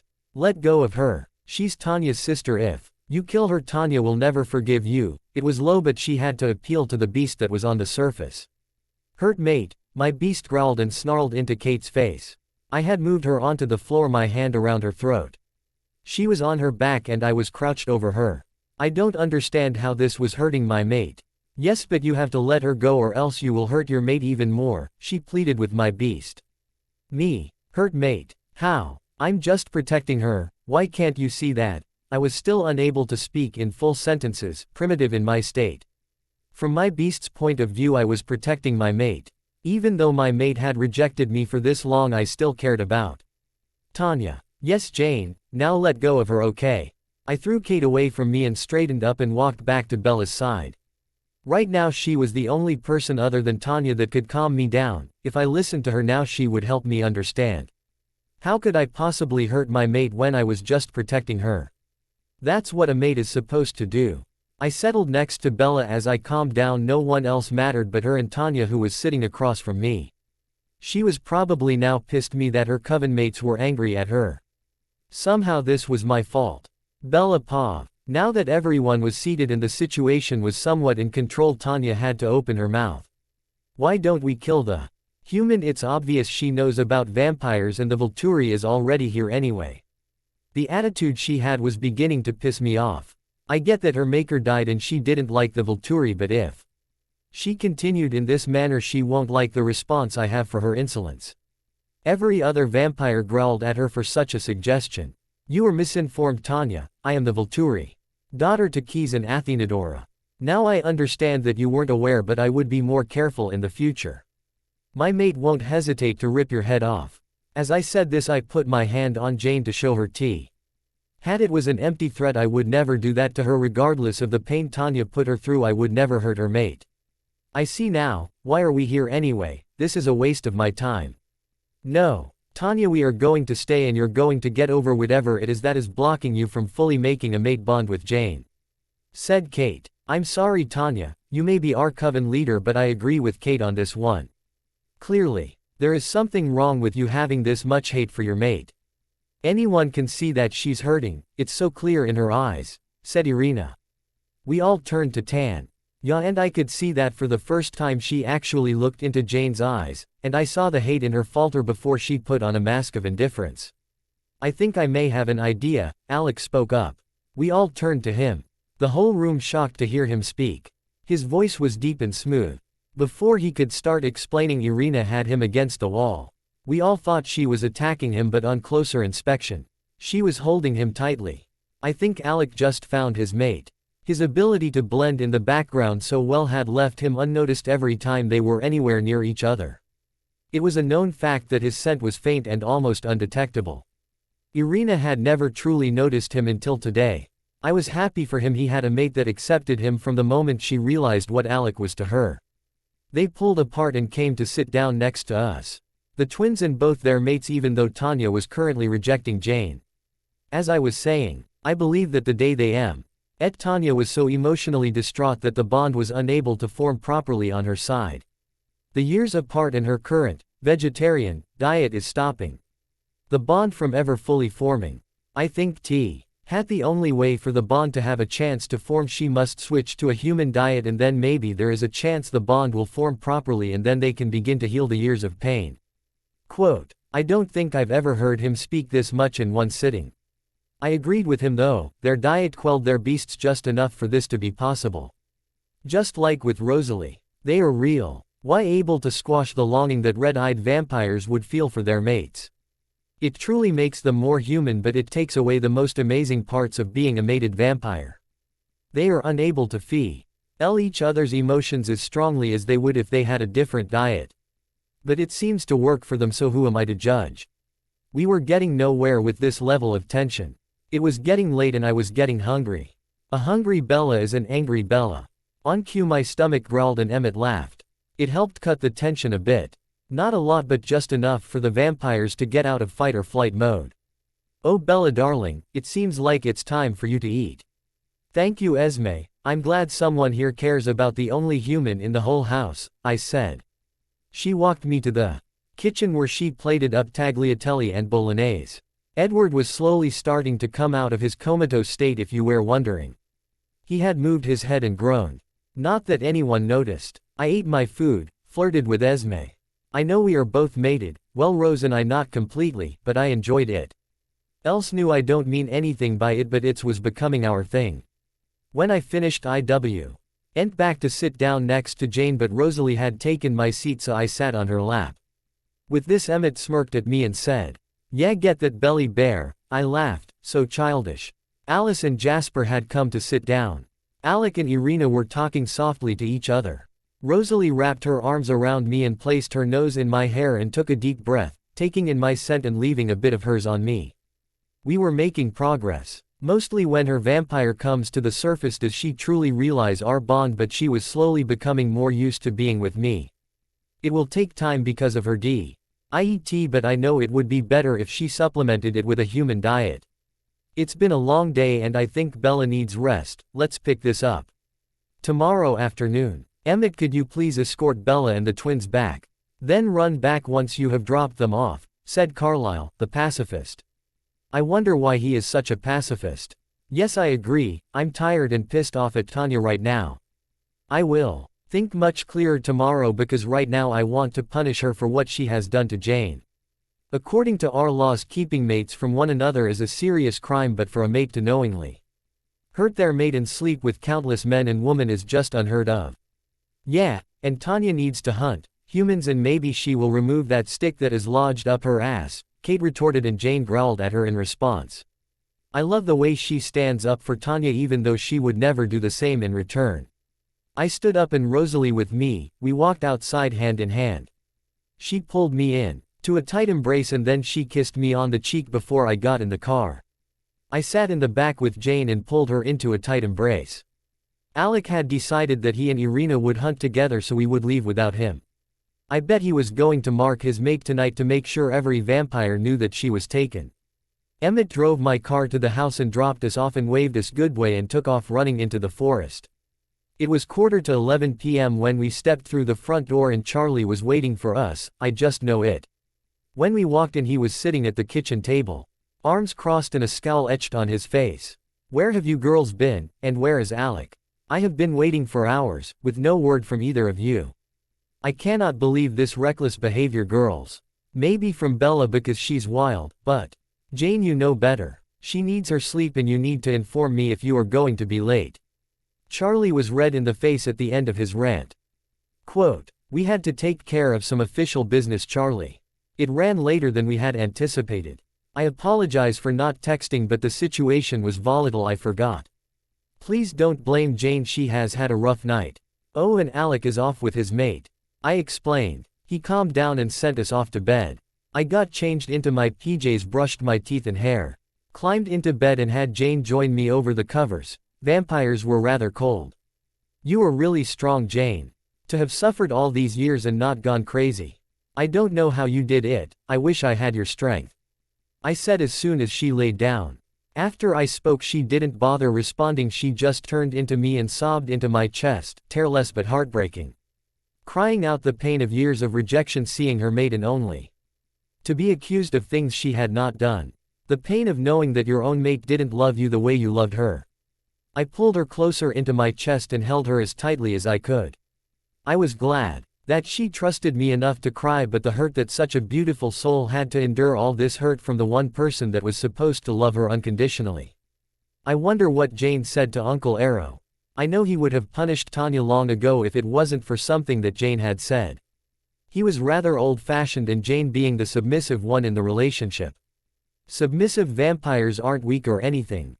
Just for clarification, I would have punished Tanya. As a father, a dominant is meant to take care of their submissive mate. Treat them with kindness, spoil them, love them, protect them, fight for them. They need a lot of reassurances, and it's the dominant that needs to give them. If Tanya and Jane do get together, it will be a century before Jane will truly believe T. Had every time Tanya went out she won't come back to her. With this horrible thought I went to sleep with Jane in my arms and Rosalie in my dreams. I was back in the forest. This time I could clearly see Rosalie. She was standing in front of me barefoot. She was wearing a white dress, empire line, with a small gold band around it. It flowed to mid-thigh, where her long legs just went on and on. Her hair was a blowing in a non-existent wind and the sun shining down in her, making her diamond-hard skin glitter.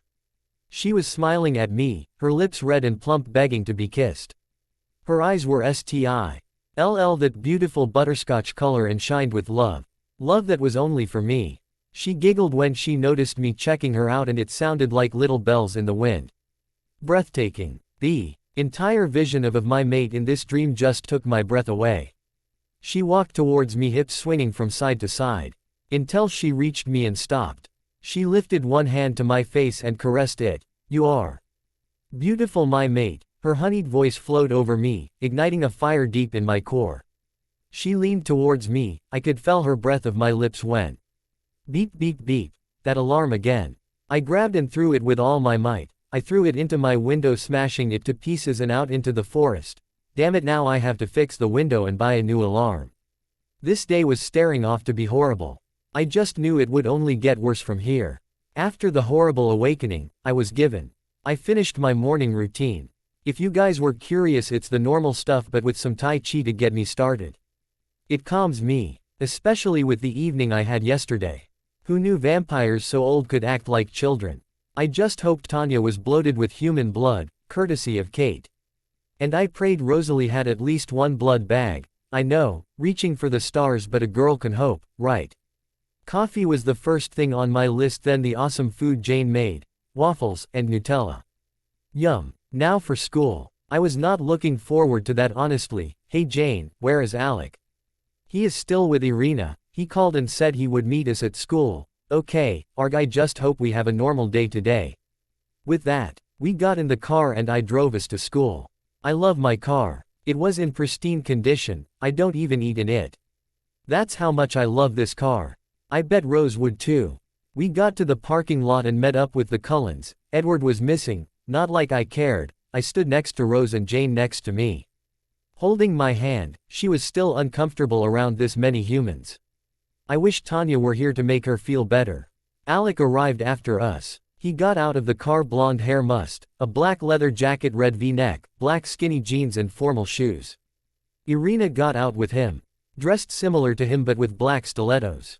She grabbed him by his jacket and kissed him. The humans all around turned, and by the looks on their faces, they were impressed.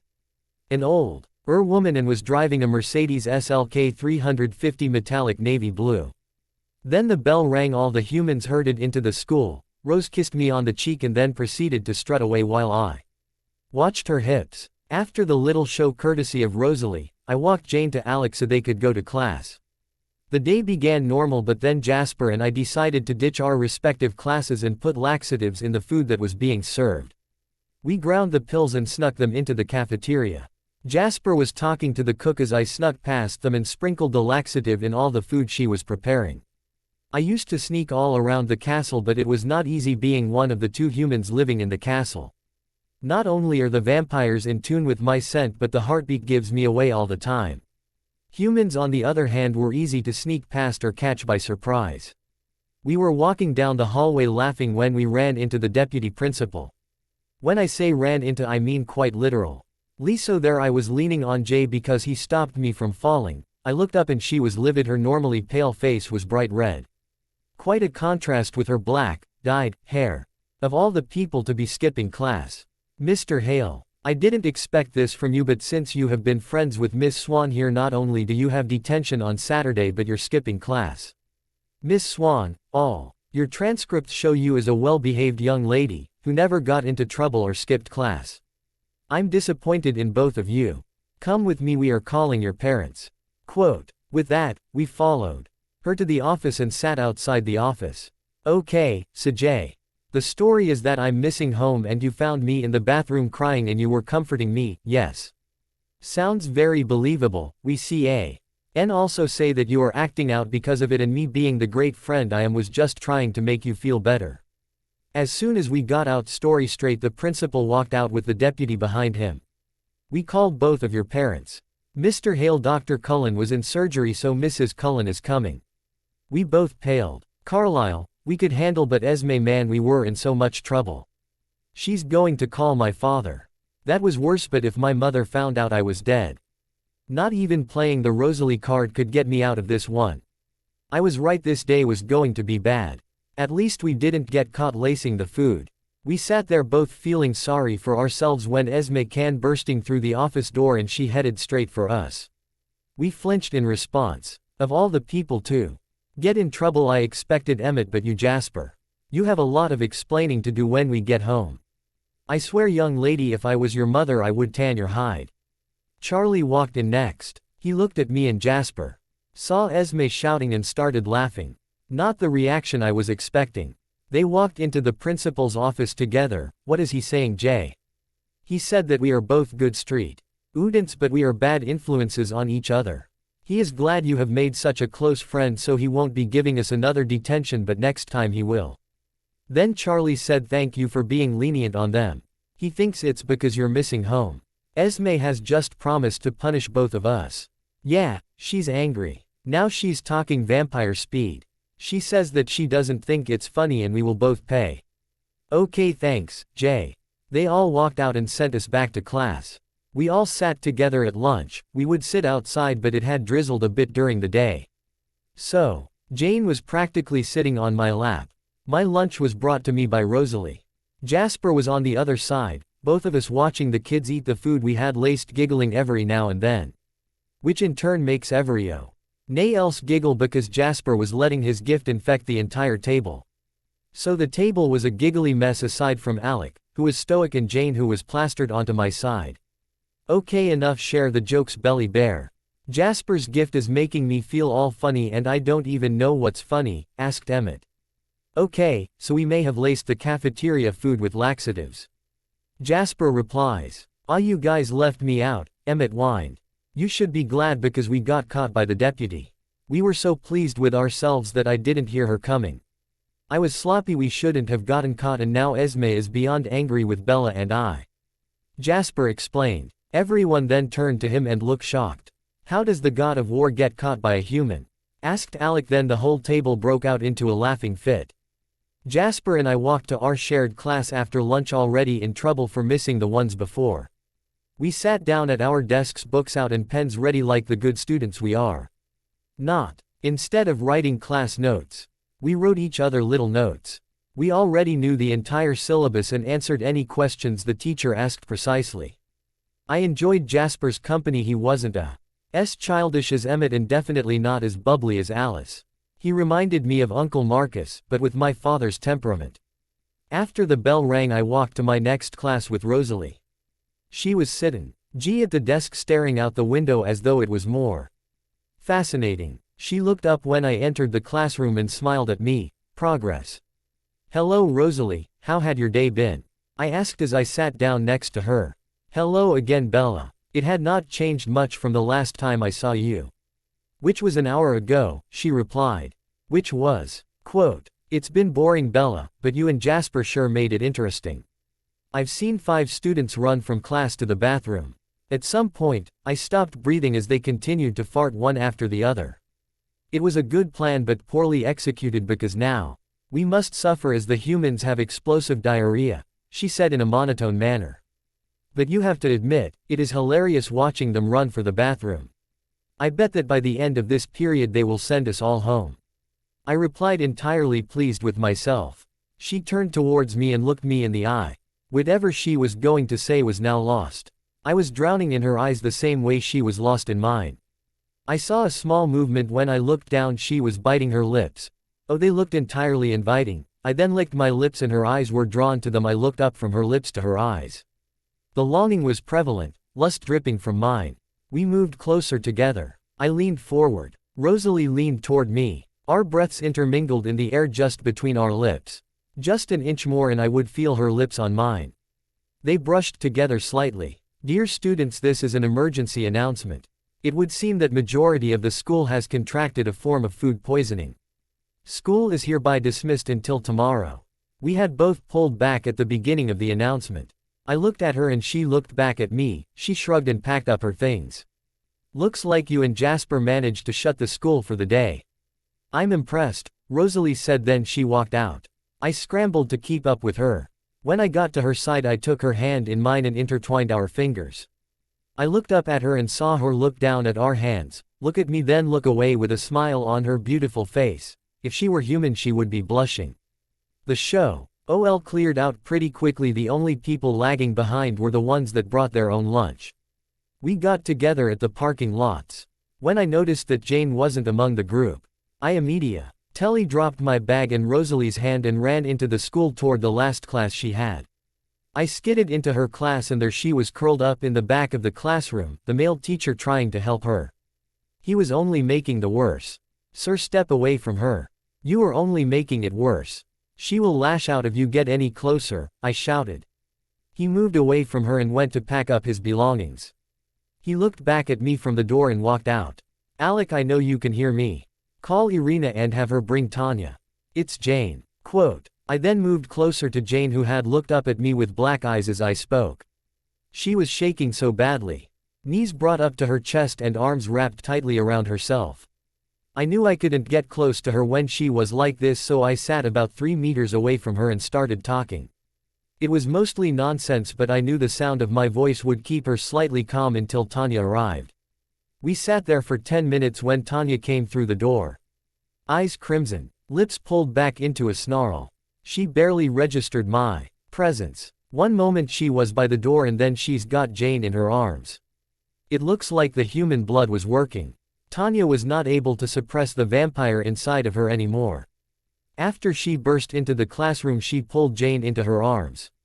After a few minutes in that position, she pulled away and looked into Jane's eyes. Jane paused. I was sitting in class, Alec wasn't there. Everything was okay so far, but then after the announcement played on the loudspeaker, the humans all stood up and started rushing out. I was fine until they started bumping into me. They shoved me around. I was already off balance, but this made it worse. They were everywhere and all at once. Their touch caused me pain. It wasn't physical, but it hurt nonetheless. I couldn't breathe. I didn't need to, but I was hyperventilating. I ran to the back of the class at vampire speed, not caring whether or not they noticed. They didn't. Too absorbed in leaving the class and school before the principal changed his mind. I backed myself into the corner and I was lost in my memories. Father was not home yet. Alec and I had cleaned, cooked. And started a fire so that when he comes back he doesn't have more reasons to hit us. I smelled it first, thick smoke in the air, so I asked Alec if he could also smell it, and the look of pure terror on his face when he realized that someone had set the house on fire was more than enough to jolt me into action. In a matter of minutes, the house was filled with smoke. We had been trying to save Fatha R's things because he would have been really angry if we didn't. We crawled out of the flaming house only to be met with an angry mob. They were everywhere. We didn't even get a chance to run when they grabbed us. Many hands beat us. They spat on us and cursed us. I couldn't take it anymore, and then my vision faded into blackness. Passed out because of the pain. When I came to, Alec and I were tied onto posts and the wood all over the bottom. They were going to burn us alive. The entire village was out to watch, women, men and children all there to witness. I hurt all over, my one eye was swollen shut. I turned to my brother and he was bleeding from his head and abdomen. He was still unconscious. I looked forward to the crowd and I saw them hand a torch to Father. He didn't even hesitate, he threw it on the wood by our feet and it caught fire, accelerant. Then the screams started. I closed my eyes waiting for my death, but when I felt a cool hand touch me, I opened my eyes. I looked at my savior and I could believe my eyes. I was in Tanya's arms. She was whispering in my ear, begging me to come back, to calm down, to listen to her voice. Tanya, I whispered. When I came around, I found myself in Tanya's arms. I was so happy. She felt warm and safe. The love that radiated from her eyes when I looked into them was more than I had ever seen. It seemed to burn stronger than her previous hatred for me. That's when I pulled away. I want to forgive her, but I will never forget the pain she has caused me. Jane, what wrong, love? She spoke first. Tanya, I am so happy that you're accepting the bond between us. But I cannot just forget all the pain. Hundreds of years, Tanya. I screamed. I know you won't forgive me anytime soon, Jane. I will prove that I am worthy to be your mate. I will never give up. I will spend the rest of my immortal life making sure you know that I love you. Quote, love me. I laughed bitterly. You don't even know me, Tanya, you can't love me. The mate bond ma. Why have snapped into place, but we all know that love isn't part of the bond. That is something that will happen as we spend time together, so don't declare your love for me. Especially after all the hate you have shown me. I walked to Bella, and she put her arms around me and we walked towards her car. Bella paused. I had moved out of the classroom to give them a bit of privacy. After a little screaming and shouting, Jane walked out and I immediately pulled her into my arms. Hey, Janie, are you okay? Bella, how many times have I said don't call me by that name? Jane whined. A couple of 100 times. But seriously, Jane, what happened in there? Quote, the human stampede caused me to have flashbacks to the day Alec and were turned. I'm okay now, I just want to hunt and then curl up in bed with a book. Quote, well, you go hunt. I'll meet you at the house later, okay? By then we had reached the car. She kissed me on the cheek and ran into the forest. The Cullens had all left except for Rosalie, who was leaning on my car. My school bag by her feet. I tossed her the keys to my car and the smile she threw in my direction was blinding. Wanna drive around for a bit? I asked her. In this car, definitely. Come on, get in the car already. She said, still smiling. I walked around to the passenger's side. I opened the door and looked up to see Tanya walk out of the school, head down, hand in her pocket. It was not any of my business, so I got in the car and Rosalie drove off. Is it bad that I feel for Tanya? I mean, yes, she fucked up. Okay, never mind, she hasn't even done anything to make it up to Jane. All the sympathy is gone now, Rosalie said as she drove out of town. She had answered her own questions, so I just turned on the radio to my favorite station. We sang along to a few songs as we drove around for an hour or so. No destination, just enjoying each other's company. She pulled into a dirt road, drove for a few meters and stopped. Bella, I know I have kidnapped you, but I really wanted to take you out on a date. It's easier to beg for forgiveness than ask for permission. I would love to go on a date with you. But we are kind of in the middle of nowhere, Rose. That's what you think. She got out of the car and flitted to my side. She opened the door for me. I offered her my hand and climbed out of the car. Rose continued to hold my hand as we walked into the forest on an unmarked path. Then into a clearing. In the clearing was a gazebo with a space heater in case it got cold. A table with chairs. On the floor next to the table was a basket. I wonder what's in it. Well, what do you think, Bella? I had Emmett set up the gazebo and Alice help with the decorating. That's why they left when you went inside for Jane. Esme cooked, but I'll cook for you another time. Quote, "It looks beautiful, Rose, let's sit." I replied. We sat down at the table and she took out the contents of the basket, first soup for me and a thermos for her. "What's in the thermos?" I asked when she poured the red contents into a wine glass. I requested Mountain Lion, but it seems to be human blood. She looked at the glass, took a deep breath and then surprised me by taking a sip. I couldn't believe Rosalie Lillian Hale was drinking human blood. Out of glass, but still. She finished the contents with a sigh. The look on her face told me she had enjoyed it more than what she expected. When she poured herself a second glass, I started eating my soup. Tomato cream soup, yum. We talked as I ate, about my life in the castle, her life with the Cullens and her friendship with the Denali coven. My second course was roast duck and potatoes. Also delicious. Esme was a wonderful chef. We talked about why I thought my father wanted me to go to a human school and why they keep going to high school and college. A 10-year plan. The younger they started out, the longer they could stay in a certain place. How Rosalie had saved Emmett from a bear attack. She had hoped he would be her mate, but turns out they shared a close bond as friends.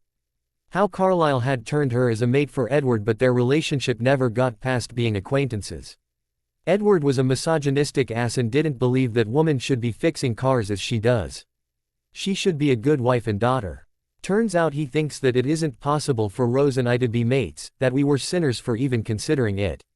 Towards my last course, her eyes had turned a copper color, the human blood already having an effect on her system. Her skin seemed to glow in the sunset. As the sun continues to set, the atmosphere continued to grow. The more I looked into her eyes, the more aroused I became, the darker her eyes became as my scent made its way toward her. The fairy lights around the gazebo came on and the wind had chilled considerably. Rosalie got up and switched the heater on, along with a hidden speaker, and soft music played. She offered me her hand and pulled me up to dance. She held me close as we swayed to the music. When the second song ended and moved to the third, she kissed me. It was soft but electrifying. It wasn't long, but I pulled her by her waist and kissed her again, this time deeply. Her lips were soft against mine. I licked the seal of her lips and she parted her lips, granting me entrance. My first taste was more than I could imagine. Her tongue was cold but silky against mine. I pulled her as close I could get. But it wasn't enough. I was breathing through my nose, but not enough air was coming through, so I slowed the kiss and pulled away. We were both breathing heavily after the kiss. RFA. CES were still close, so once I had calmed my breathing, I pulled her closer. She threaded her hands into my hair and pulled me closer, deepening the kiss further. We hadn't realized how long we had been making out. The music had stopped. The sun had fully set and the stars were shining brightly in the sky. She pulled away this time and laid her forehead on mine. "That was amazing," I said breathlessly. She threw her head back and laughed. She looked so beautiful at that moment. Her laughter sounded like bells in the air. I smiled, completely taken in by her. She looked back at me and said, "Why? Oh," you took the words right out of my mouth. She then kissed me gently and pulled away completely. "It's getting late, we should head home," Rosalie stated as she started packing up. "I'll help you pack," I said, wanting to spend more time with her. She smiled at me and then moved to pack the place at vampire speed. The lights were down, the basket packed, and the heater was off in a matter of seconds.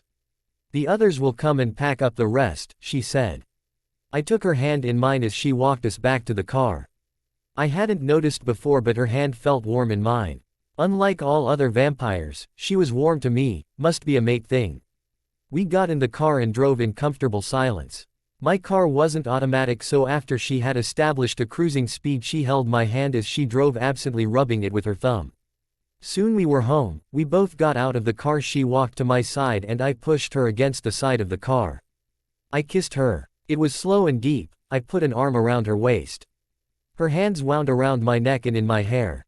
My second hand crept up the front of the blouse, feeling the smooth skin that lay beneath her taut stomach, muscles, and the underside of her bra. She moaned into my mouth when I cupped her breasts, feeling the shape and weight in my hand. She pulled me even closer as she leaned against the car. I squeezed her breast and she whimpered. I was enjoying myself, but I don't want to go too far lest I be unable to stop. I went to remove my hand and she caught it with her own, keeping it on her breast and helping me massage it. I pulled away from the kiss, my hand still trapped. We need to stop. When I said this, she whined deep in her throat, her submissive side, believing that I didn't find her attractive. No, that's not why I'm stopping. I want first time to be in a bed with more time, not in the back seat of my car. I looked into her eyes, black but glazed. She was in a submissive state, so I kissed her again and removed my hand. Then pulled away completely. Taking a deep breath, trying to clear my head. She snapped out of her state and looked down. I pulled her head back up to look into my eyes and said, "You are beautiful, Rosalie B. You deserve more than our first time being in the back of a car. I know it must not be easy for you, but don't listen to those thoughts. I would love more than anything to take you right now, but we will be able to wait for a more appropriate time." Quote, I understand it's just my instincts are warring with me. One side is telling me to listen to you because you are the more dominant, but another side is telling me that you won't mate with me because I'm broken and I'm not good enough. Quote, don't listen to that, listen to me and what I'm saying. Breath in my scent, you can tell I'm aroused by you. I sighed, knowing it wouldn't be enough. I couldn't send her home in this state, it would only make it worse. Come, I said and pulled her toward the door. I opened the door and led her up to my room. I didn't bother with the lights because the moonlight was more than enough to see. I turned back to her and her head was down. I told her to strip into her underwear and she did it with no hesitation. Her smooth skin was on display just for me. She stood with her arms behind her back, head down, giving herself to me. It was difficult not to throw her on the bed, but I controlled myself and changed into my pajamas. A tank top and boxer shorts. When I came back from the bathroom, she was still standing just as I left her. I pulled her into the bed and she wrapped herself around me. Skin on skin, and she was warm to me. I fell asleep in her arms and she entered a relaxed state in mine. I woke up with Rosalie still in my arms. She was playing with my hair. I looked up at her and she smiled at me. "Good morning, Bella," she said. I leaned up and kissed her softly. "I don't think I will ever get tired," it then replied. "Good morning, Rose. Do you feel better?" "Yes, I feel a lot better. I don't know what happened. When you pushed me against the car door, you awoke a part of me I didn't even know existed," she told me while looking at me with her burnt orange eyes. "I'm glad that side of you is. Because your vampire side recognizes me as its dominant, even though I am still human. It will be difficult at first, but I'll be here holding your hand." Quote, she kissed me again, got out of bed and put on one of my long t-shirts and walked out of the room. I assumed she was making breakfast, so I went into the bathroom and walked in without knocking. I looked up and she was already in the shower. The water ran down her smooth skin. I could see a few scars, but I disregard them. Her hands were in her hair, so her breasts were pushed outwards. They were a D cup, perky with dusky nipples. Her stomach was flat and her pubic bones protruded just a little bit. Her legs went on for miles. Rounded hips led to corded muscles in her legs. Not bulky but not thin either. She turned around and I noticed TWO dimples on her lower back just above her ass. And what an ass it was, round and firm. I no longer know whether I'm a breast person or an ass person. She has the best of both. By then I knew she realized I was standing at the door, caught in a trance by her body. My mouth watered. I wanted to kiss and suck on every inch of their skin. My hands tingled to be in contact with every curve. A heat pooled in my lower stomach. I was brought out of my trance by her laughter. I looked at her and the smirk on her face told me she enjoyed every second of my perusal. I didn't know whether to join her or walk out of the bathroom. "No, Isabella. You cannot join me just yet. I can smell your arousal from here," Rosalie said. My mind still was not working, so I just closed the door and leaned against it. I heard her laugh and I smiled. I walked downstairs to the kitchen and I found Charlie sitting eating breakfast while Jane sat across from him in her own mind. Surprisingly, Tanya was the one that was making breakfast.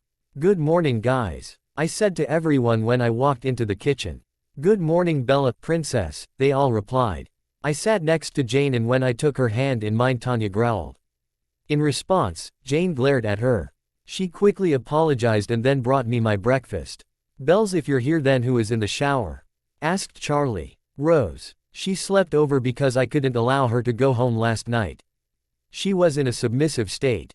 He nodded while blushing and finished his breakfast. He packed up and left saying he would be working late tonight so we shouldn't wait up for him. Seeing as it was Friday, I turned to Jane and told her we would go to the Cullens tonight and probably sleep over there tonight as we had a lot to discuss. I had just finished my break AF. Asked when Rosalie came downstairs wearing yesterday's clothes. Your clothes aren't my style, Bella, so I'm going to run home and change. I'll see you at school, she said after greeting Jane and Tanya. I nodded and walked her to the door. I couldn't go outside because I was not dressed appropriately, so I just kissed her at the door and then went to take a shower. I was feeling really happy, so I decided to dress up a bit. Black boots with my skinny jeans tucked in. A vest under my black shirt, no tie. I then put on a maroon jacket, with black sleeves, and a leather jacket that had a felt V in black on the right breast. When I got downstairs, Jane and Tanya were arguing. From what I heard, Tanya was not happy that Jane was driving with me to school and not with Tanya. I could tell from Jane's posture she was fighting her submissive side, which was probably telling her to just make her dominant happy. Jane, I'm leaving with or without you. When I opened the car, she got in the car and Tanya's tuned by her car, obviously not happy with the situation, but I was not going to get between them. This was Jane's decision and I was going to stand by it. I drove us to school and the Cullens were already there, Rose included. I got out of the car and strutted toward them. Jay was smirking because he could feel all the emotions from me and Rose. Alice was bouncing up and down next to him. Emmett was smiling broadly and Edward had a scowl on his face. He then took off towards the school as soon as I reached them. Rosalie was wearing black pants and a red blouse covered with a black leather jacket.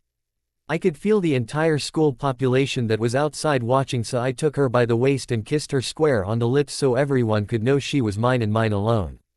I could hear Emmett whooping and Jasper was laughing. Alice was squealing and talking about how happy she was to have gained a new sister. When I pulled away from her, eyes were still closed and she was smiling, so I Saint pulled her in for a hug and held her for a few minutes. When I pulled away, Emmett gave me a pat on the back. And Jasper gave me a fist bump. Alice just threw herself onto me, arms around my neck and legs wrapped around my waist. If it wasn't for the fact that I reacted in time, I would have fallen over with a diamond-hard vampire attached to me. Not only did she launch her tiny body at me, but she was screaming in my ears. When I tried to pull her off, she refused to let go. I gave Jasper a look and he managed to pry her off of me. The bell rang shortly after that. I took Jane's hand in mine, iced Rose on the cheek and walked into the school building. As you can imagine, class was not like most days. The student body seemed to think it was some sort of legend for being with Rosalie and Sam. Rumors were that I was not only dating Rosalie but I was also dating Jane, but saying she's my cousin is a front.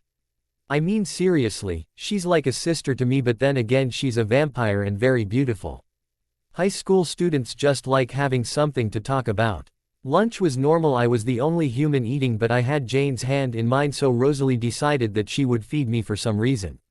Emmett seemed to find it absolutely hilarious. Jasper was trying not to laugh, but it's not all that easy when the entire table was high in laughter.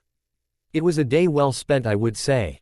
All that was left was to go home, pack a small overnight bag and then spend the day in a house with 7 vampires from the Olympic Coven, 3 from the Denali Coven and the 2 I come with as a package. Just don't bleed and you will be fine. Somehow I didn't think it was going to be all that easy. I sighed. Jane and I drove back to the house to get a few clothes.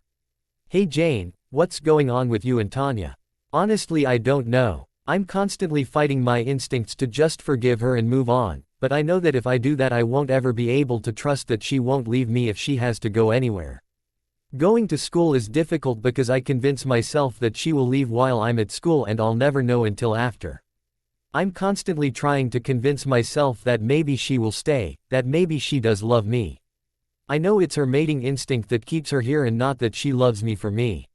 What will happen when we go back to Italy and I have to go on missions? Will she leave every time I have to kill a maker and they're chilled because they broke the law? Hey, calm down. Just take it one day at a time. I can't say I understand because I don't, but that's how you build trust. One day at a time. I don't know, Bella, I wish I trusted her more, but I don't. Not yet anyway, but I will wait and see. I just hope she stays because it would break me if she leaves this time. I pulled her in for a hug and cried because I knew she couldn't. I loved Jane like my own blood and it hurt me to see her this unsure of herself. She's usually very confident and reassured of herself. Arrow made sure she never doubted herself. I just hope that Tanya actually stays with her and doesn't take off. We packed and drove to the Cullens. We never really finished talking about the whole, I am the daughter to the most feared vampire king thing. I walked in and the first person to greet us was Kate, surprisingly. She hugged us both and then pulled me to the kitchen. Esme was preparing my supper, but she had already made me a snack to eat while I waited. I got the plate and went into the living room. Emmett was playing video games. Jasper and Alice sat together on the love seat talking. Edward was playing the piano from somewhere in the house. Tanya and Irina were on the couch, Alec next to Irina but on separate ends, so Jane went to sit next to Tanya. I went to sit next to Rose. I kissed her before I started eating. Emmett and Kate whooped at the kiss. Kate then joined Emmett as I ate. Jane and Alec were talking about who knows what.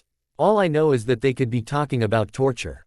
Everyone was in their own world and it stayed this way until Carlisle came home. He was on call but home.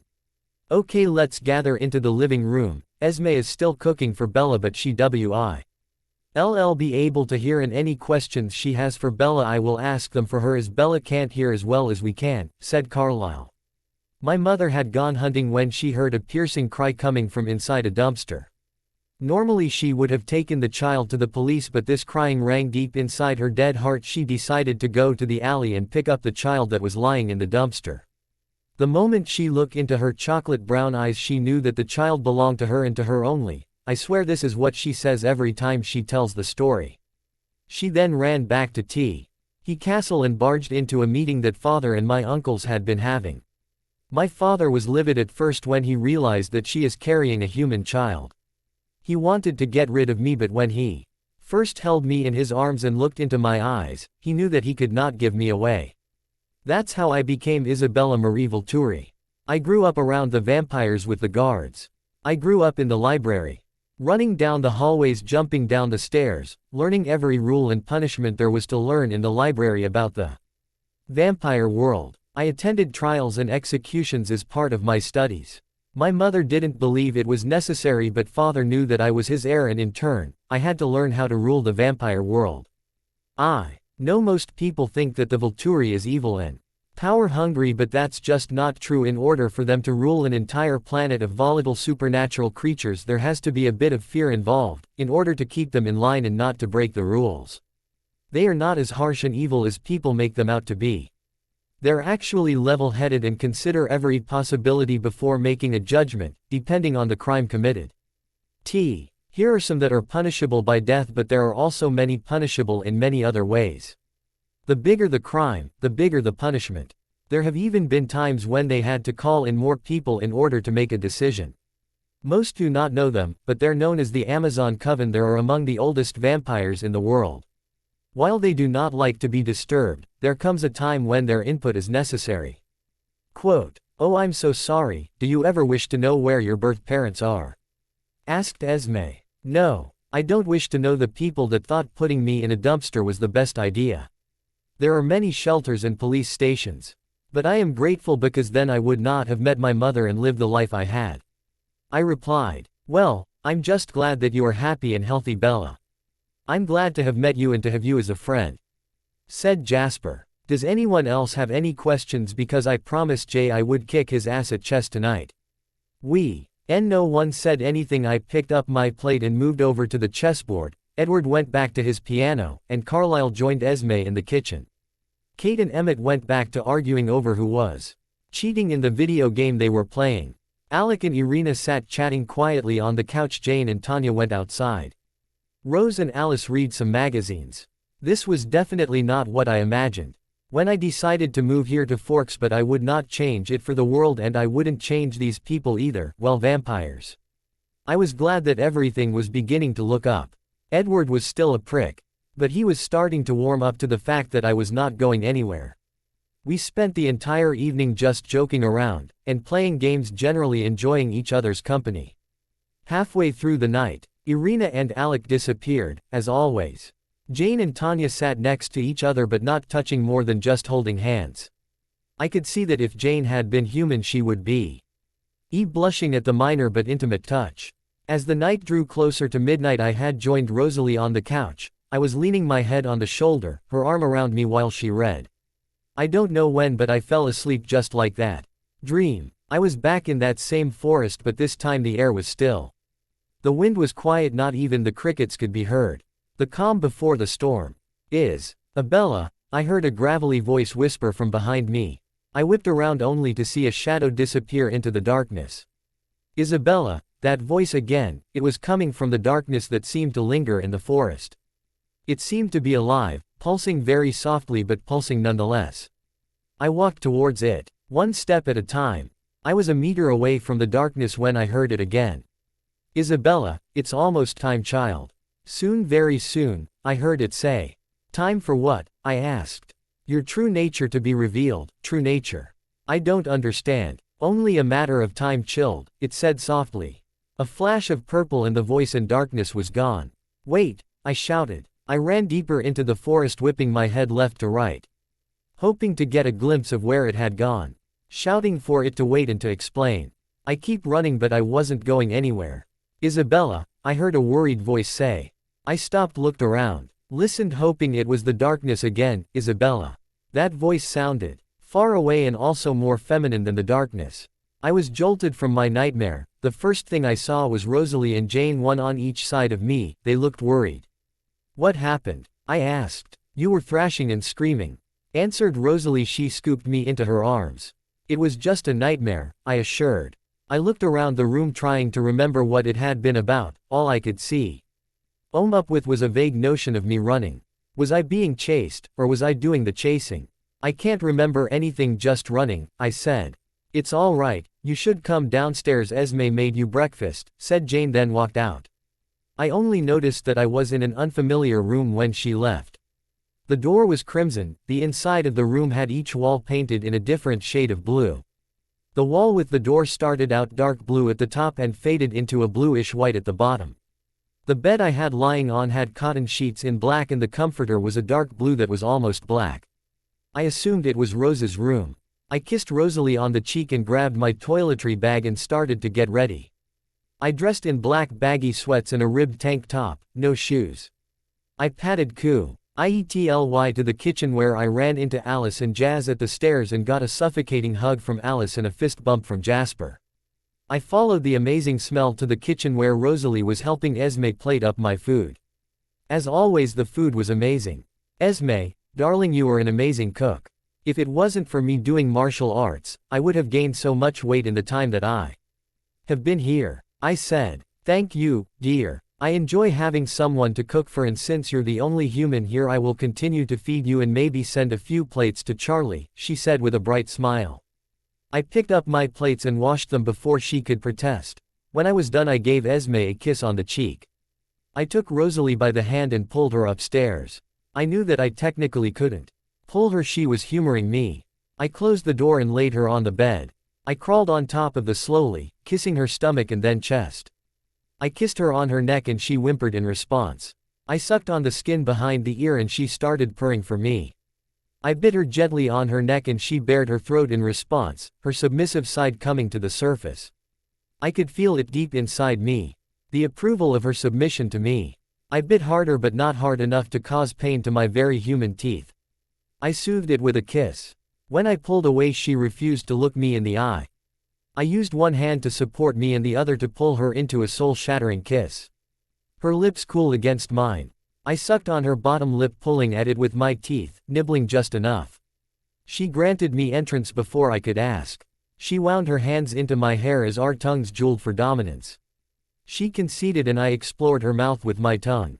Each sensation causes the heat in the pit of my stomach to grow. I lay my body flush on top of her so I could use my hands to explore her skin. I rolled us so she was on top and sat up so that she was positioned on my lap, allowing me full use of my hands.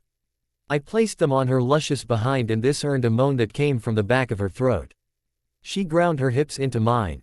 I slowed the kiss down because I knew that she would not be able to stop me, and neither of us was ready for a physical relationship yet. Kissing her is amazing though. I slowly pulled away to catch my breath and cool the heat in my lower abdomen. My goddess, I thought when I looked at the rumpled state of her hair. Somehow in the heat of the moment, I had taken off her top and she was now sitting on my lap in a black lace bra, creamy skin exposed to my eyes. The soft swell of her breast, the smooth lines of her stomach. Her slim neck called to me, to mark her, to make her mine. I took in everything and I knew that if I don't stop I would be tempted to continue. "Rose, I need you to put your top back on," I said. She got off my lap with a sad look, and once she was done she sat beside me. "Do you find me attractive?" she asked. I turned and looked at her in her eyes to make sure she understood me. "Of course, I only asked you to redress because I'm not sure that I can control myself. You're a beautiful woman, Rosalie, and the day we make love I want it to be special. For you and for me." Rose just smiled and I knew that for now, everything would be fine.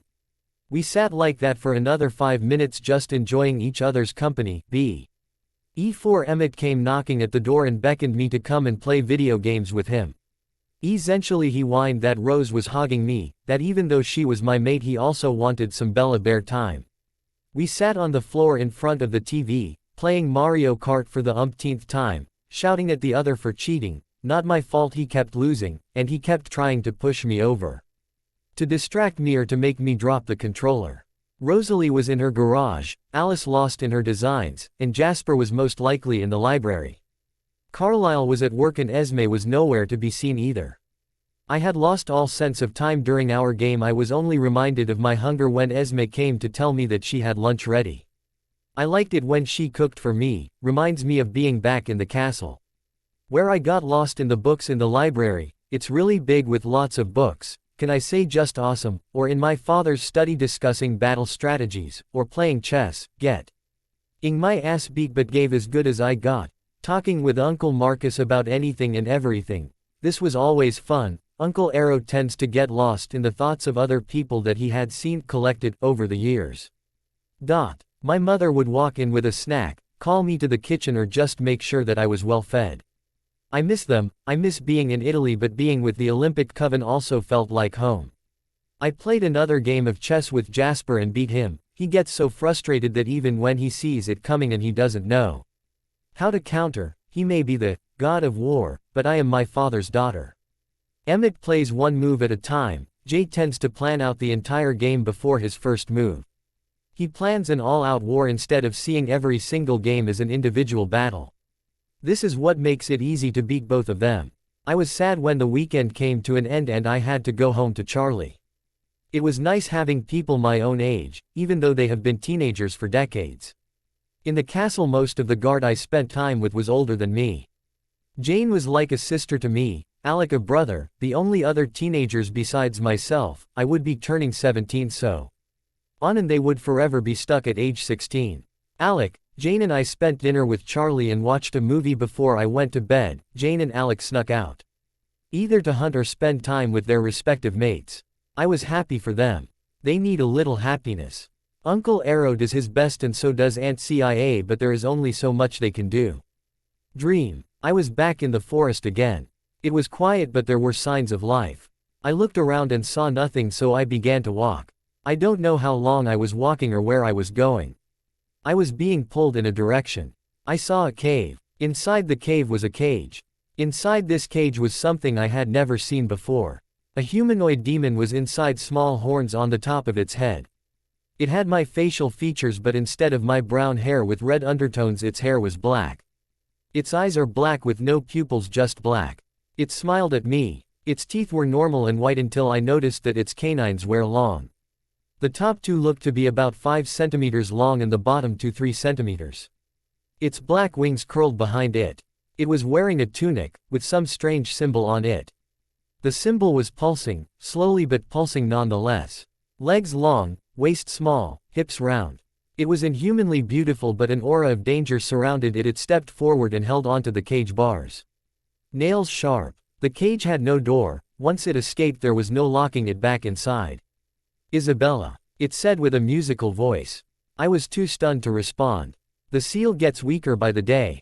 I will bide my time until your 17th birthday, at midnight when the day ends, so will my imprisonment. And we shall be one, it said with a gruesome smile.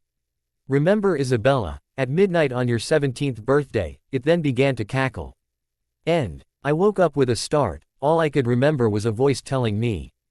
At midnight on your 17th birthday, I had no idea what it meant, but I knew that I had one more month before my life changed irrevocably. With this in mind, I got up and got ready for school. Jane, Alec and Charlie were already seated at the table. Jane had a steaming mug of something and Alec was making breakfast for Charlie and me. "Good morning, Bells," said Charlie in a rough voice. "Good morning, Dad." "Mornin', Jane, Alec," I replied. I sat down and started eating the awesome breakfast Alec had made. Alec had his own mug of steaming something.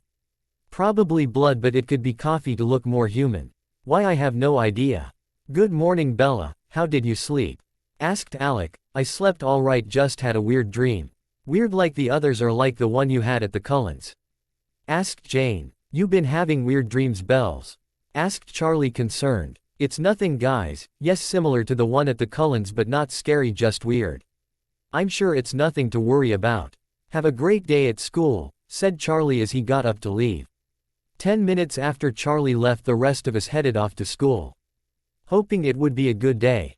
Spending the weekend at the Cullens was the best idea Bella had had in a while. What human willingly spends time with vampires? Sure, she grew up around them, but still, she barely knows these ones. Bella got to spend time with Rose, Alec with Irina and Tanya and me. We went to settle to go hunting. I enjoy every minute we spend together.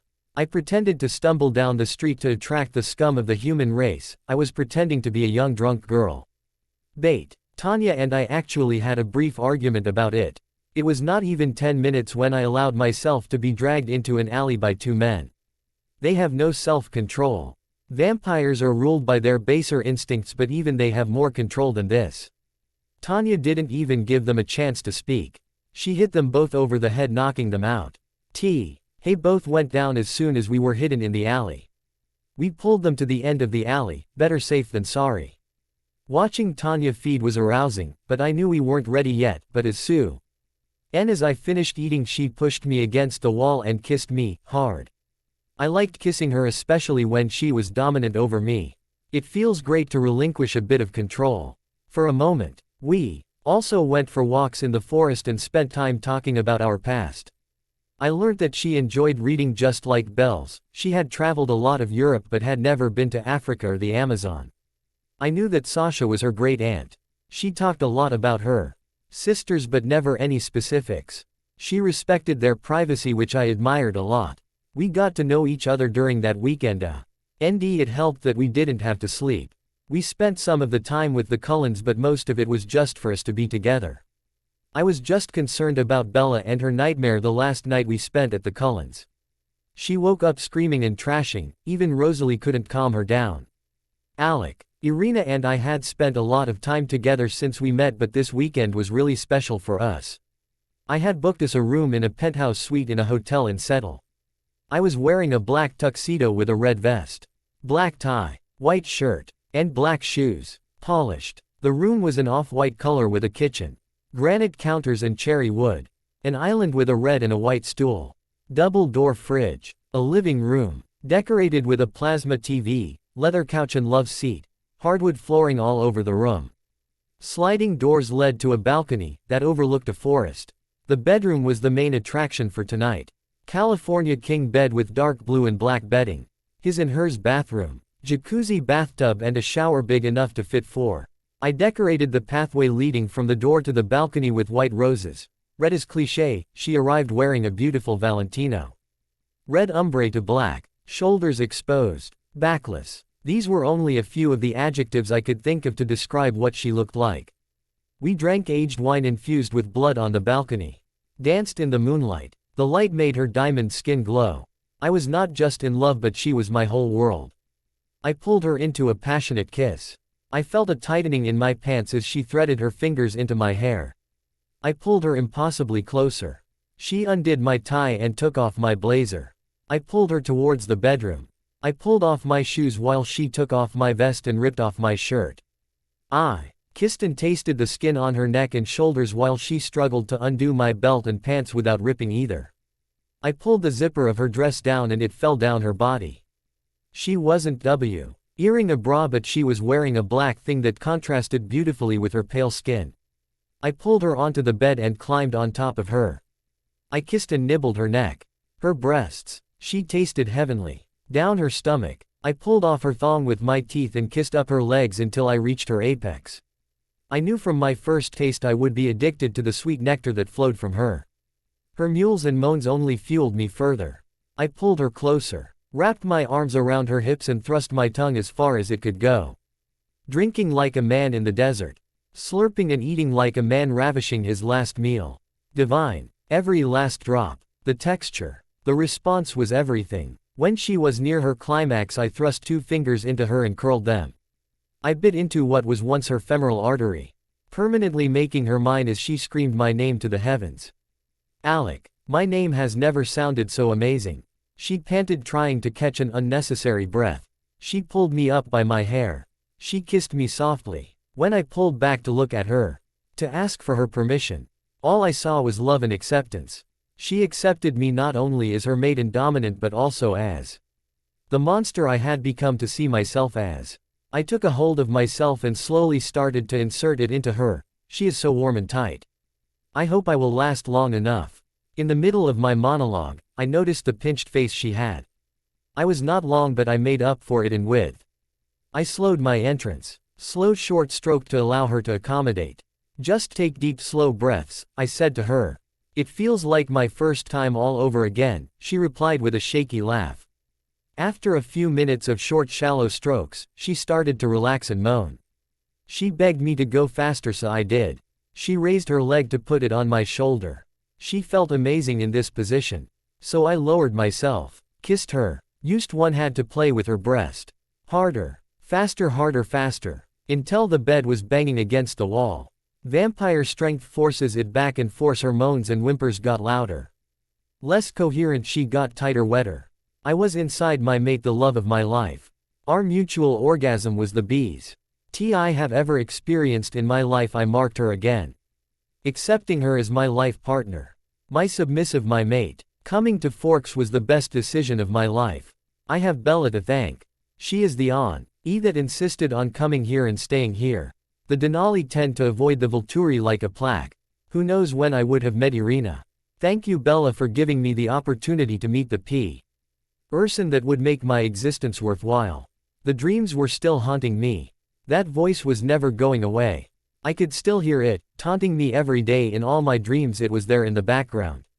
I swear I can hear it calling my name. Isabella, it says. I feel like I am going a bit insane. I started to notice a few things happen to me as my birthday grew closer. Every day someone or I noticed something new.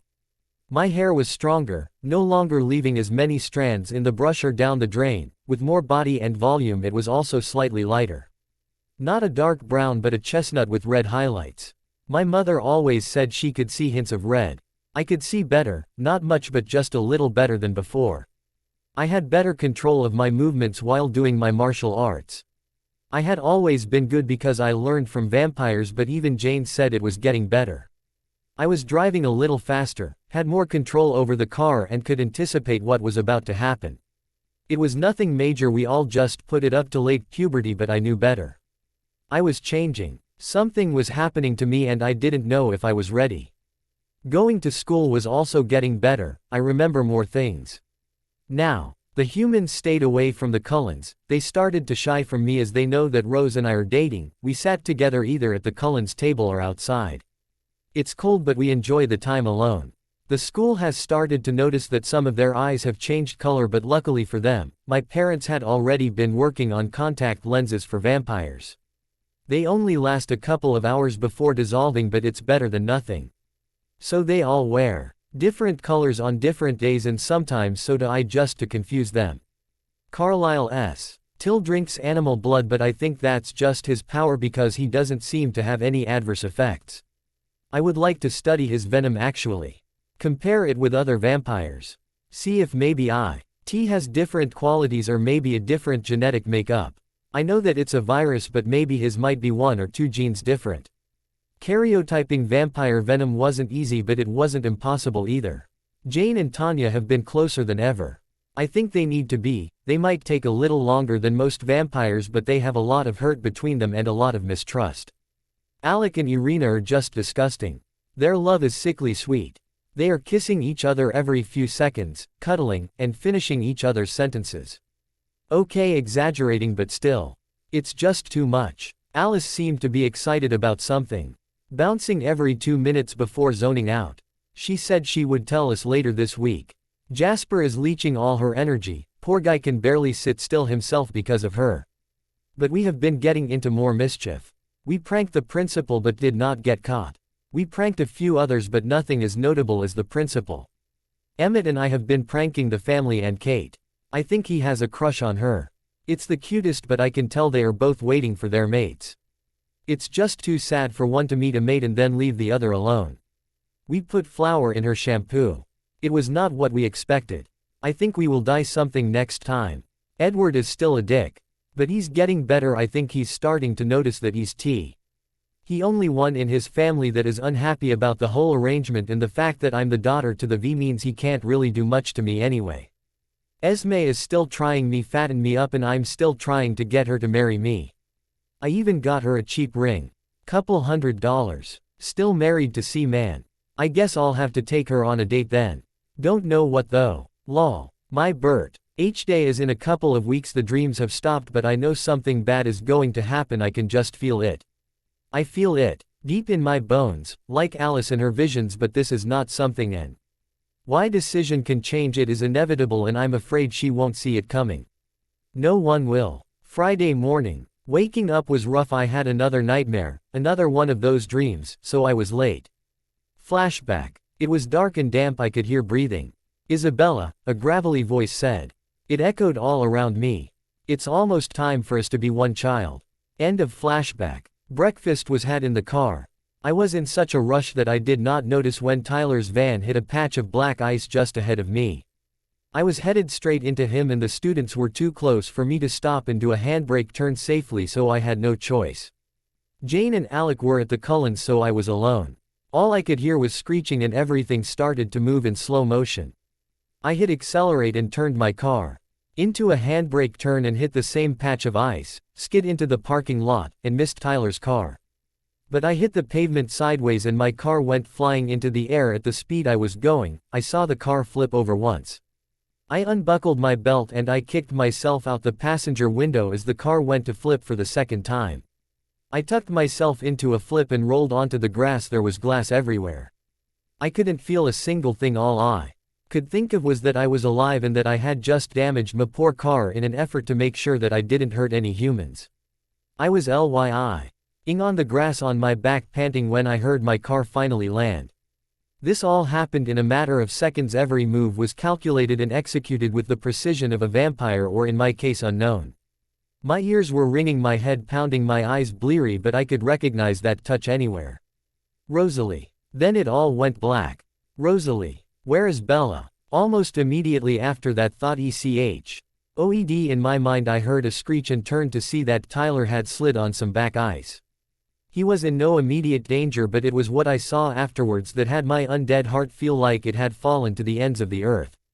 It was Bella, and she was headed straight for Tyler's van. The speed and manner she was coming, she would not stop in time. She was either going to hit the van head on or clip it and hit the students. It was then I saw something happen, something I had never seen before. Her face went blank for a heartbeat, then her eyes went black, no pupil or iris, just black. She accelerated and my heart along with her car. I had no idea what to do, but I was rooted to the spot. I could not move, I could not speak. The precision in her every movement was beyond vampiric. It flowed like water, like she knew what was going to happen before it happened, even more precisely than Alice in her gift. My stomach moved into my mouth. I didn't even know it was possible for me to feel faint, but at that moment I felt like I was going to pass out.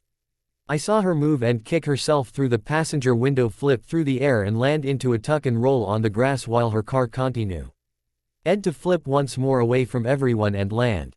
I ran as humanly fast as I could to my mate. As soon as I got to her, her eyes faded from the pitch black to the orbs I have fallen for.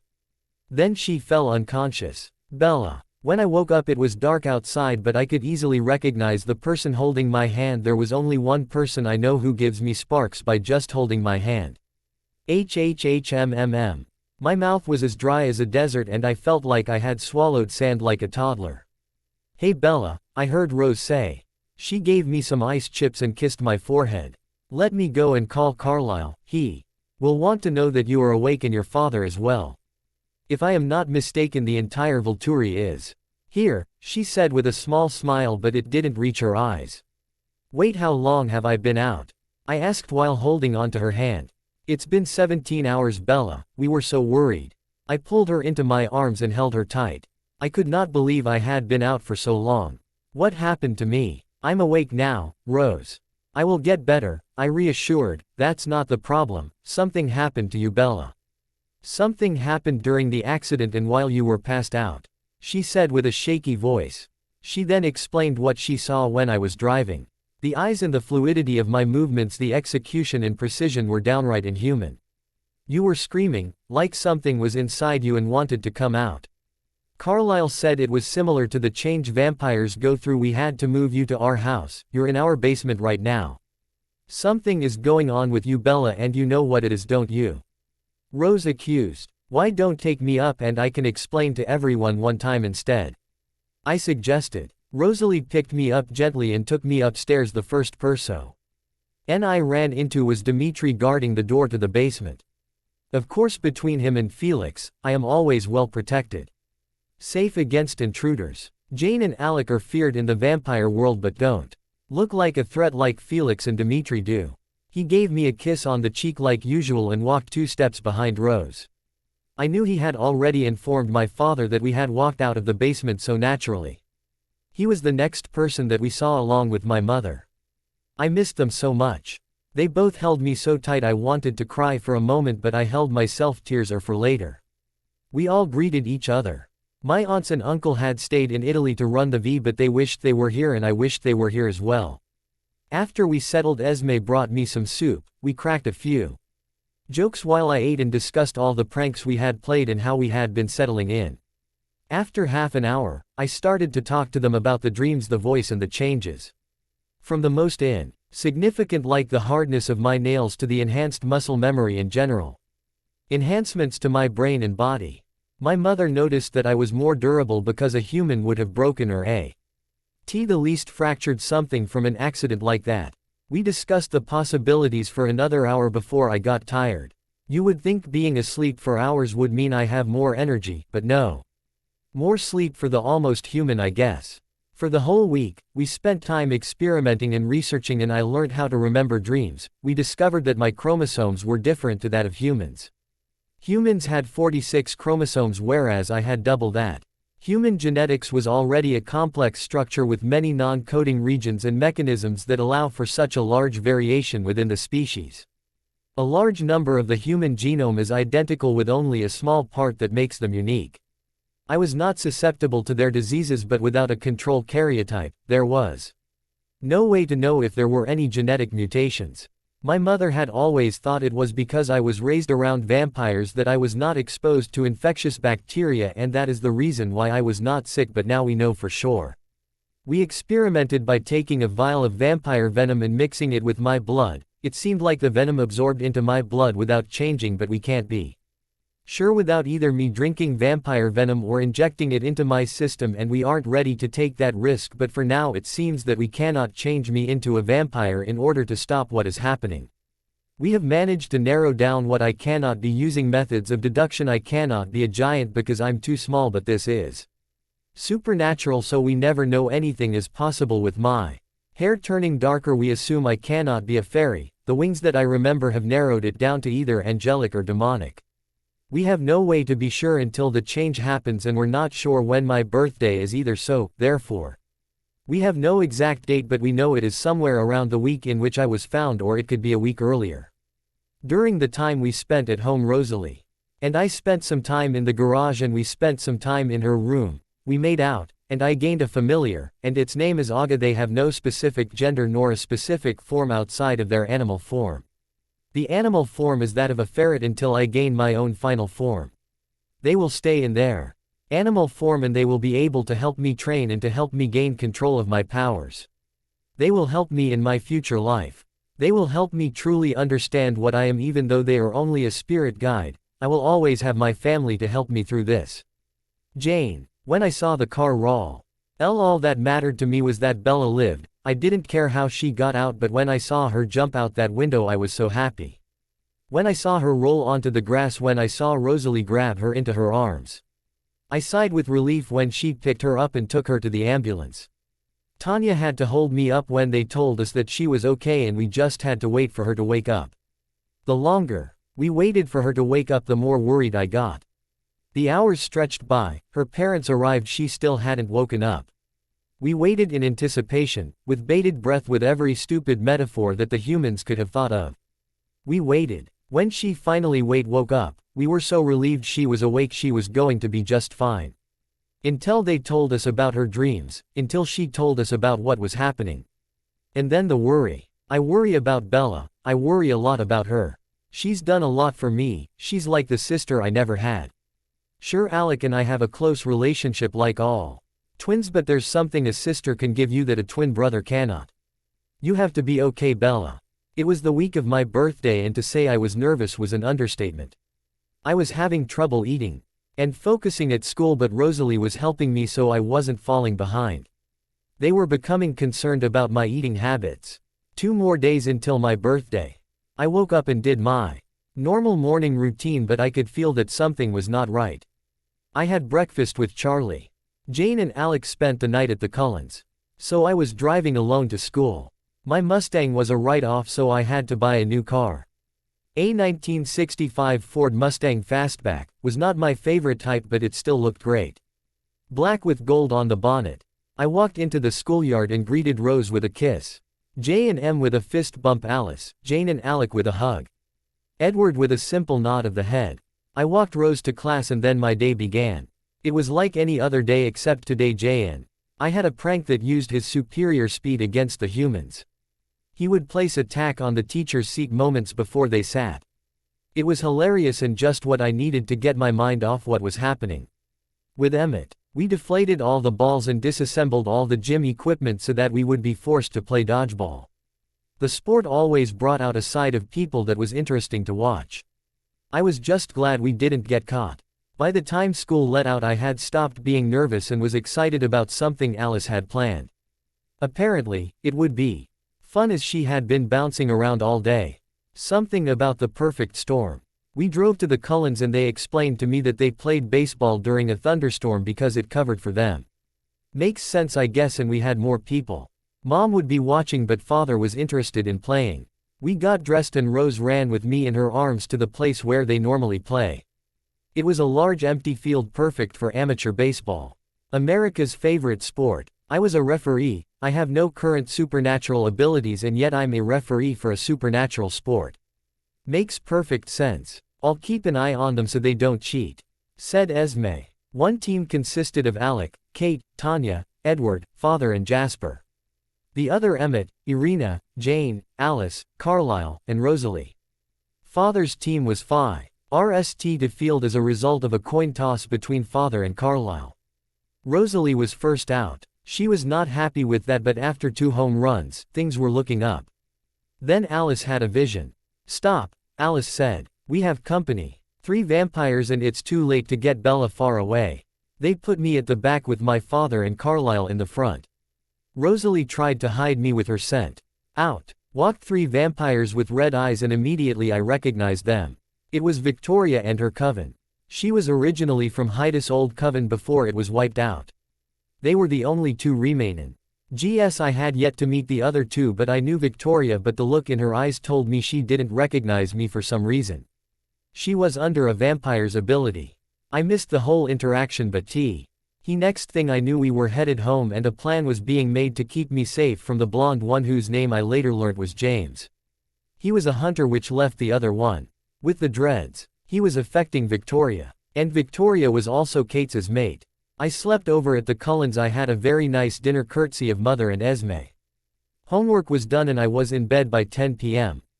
I was woken up by intense pain. It was everywhere. My whole body hurt and someone was screaming. It took me a while to realize that someone was me. Someone was talking to me, but the only voice I could hear was the one inside my head telling me, "It's time. The seal has finally broken, I am finally free, and we shall be one. My time for awaking has come, your true birthday has arrived, young one."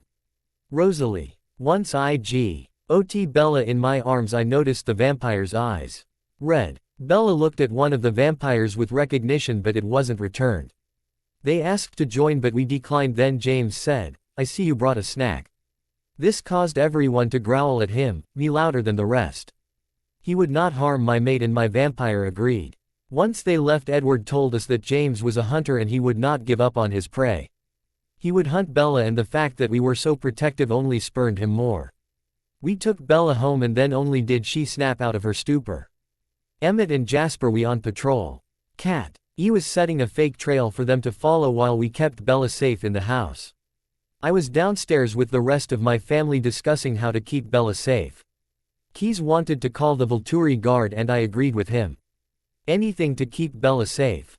James didn't seem to recognize the king of vampire, and for now, it was a boon. We heard a scream come from upstairs and I knew it was Bella. IFL. It did so fast I could have been faster than Edward. She was writhing and screaming, scratching at her body. I grabbed her hands, but the strength she had taken all my might just to subdue her. I tried to calm her down, but nothing I said got through to her. And suddenly she stopped. Her body started changing. Her normally pale skin started to take on a gray tint, her hair darkened to black. I smelt BL. I turned her over and saw she was bleeding from her back. Esme helped me take off her top, and we saw black feathers trying to come out of her back through 2 deep gouges on her back. Wings. Her transformation has begun, said Carlyle from the door. Bella continued to scream and change for another hour. We had moved her to try and reduce the attention that would no doubt be brought to their house by their neighbors. I pulled her into my arms and we ran into the forest. We didn't make it to our house before a massive surge of energy threw us all in different directions. We righted ours elves and looked to the source of the energy. Bella. She was hovering a meter off the ground, with gray-tinted skin, black hair and the sexiest abs I had ever seen. Her wings were black and were spread out behind her. Her hair was moving to an unseen wind and we could feel the energy pulsing from her. She looked at us with little recognition and a slight head tilt. My time has come. I have awakened. Then she took off into the night sky. I raced after her, trying to keep up with her, but she was flying really fast and with no direction. She was embracing her freedom, she was playing. Finally, he stopped and spun around in a circle high in the sky. Arms spread out, head tilted up. Bella slowly descended towards where I had been watching her from. Her eyes had no white, no pupil, but were kind and soft. Bella took a breath to speak, and before any words came out, dark veins started to show around her eyes. I didn't see her coming, but I felt her teeth sink into my neck. I didn't fight, I wasn't scared. This was my Bella, my mate. My dominant mate would never hurt me on purpose. I blacked out. I laid the blonde beauty down on the forest floor. She was weak and looked to be unconscious. Something told me she needed blood. Animal blood to be specific. I assumed it was the human angel in me that knew her. I went and got the first animal I could find, which was a mountain lion. I tore off its jugular and fed the streaming blood to the blonde. After a while, she started to come to and she opened her topaz eyes. She looked at me then screamed. She tried to get away from me, but she was still too weak. Stop, you're too weak, I won't hurt you again. I was just hungry, but I'm all good now, I said. What are you? She asked. I'm a half demon, half angel, I replied. What's your name, Sai? The beautiful topaz-eyed blonde. I don't have one. My angel side is named Isabella. Isabella is human, she said. No, Isabella is an angel. She just has to reach her human 18th birthday before it is realized. I was released at 17. I said. We sat down and talked a bit more about nonsense before it started to get dark. She had regained a little of her energy so she could sit up, but I would have to fly her home. Where do you live? I asked. Do you remember how to get to the place where you woke up? She asked. I'll find it. I picked her up and followed her scent back to the place where she lived. On the way there I asked her, where do I live? You live with Isabella's guardian, but her parents will be waiting back at my place, she said. What else do you know about Isabella? Why don't you just ask her yourself? She bit back. I can't. Not yet anyway, the change has made her tired. I'll have to feed more before she can be fully awake for me to speak to her or for us to change back to her human form, I replied. Oh, who will you feed on? I'm too weak to handle another feeding. I will have to ask her parents. If they care enough about her, then they will have to allow me to feed. A little bit off both, and then she will be awake enough to talk to me, and maybe tomorrow we can change back, I said. We walked in silence the rest of the way. Before I could see the house I could HEA. Our vampires, and the scent made me more hungry. I could practically taste them. Soon I saw the house looming in the distance, the stark white contrasting with the lush green of the forest. As soon as I got to the clearing, I heard them say, "We just hope they are both safe." Rose is probably in a snit that her mate is missing. "Isabella is your mate?" I asked her. She nodded. "That means I'm your mate," I said with a smile. I was happy to know that the first person I talked to in decades was the person I would be spending the rest of eternity with. The vampires in the house all spilled out of the house and stood there watching Rose and me. I walked into the house without talking to any of them. I took Rose to the room that smelled the most like her and myself. I was happy to know that the angel found our mate before I released. With all the abilities I have, finding our mate was not one of them. I only had a mate because of the angel. I placed her on the bed and jumped off the balcony to go and find her another animal to drink.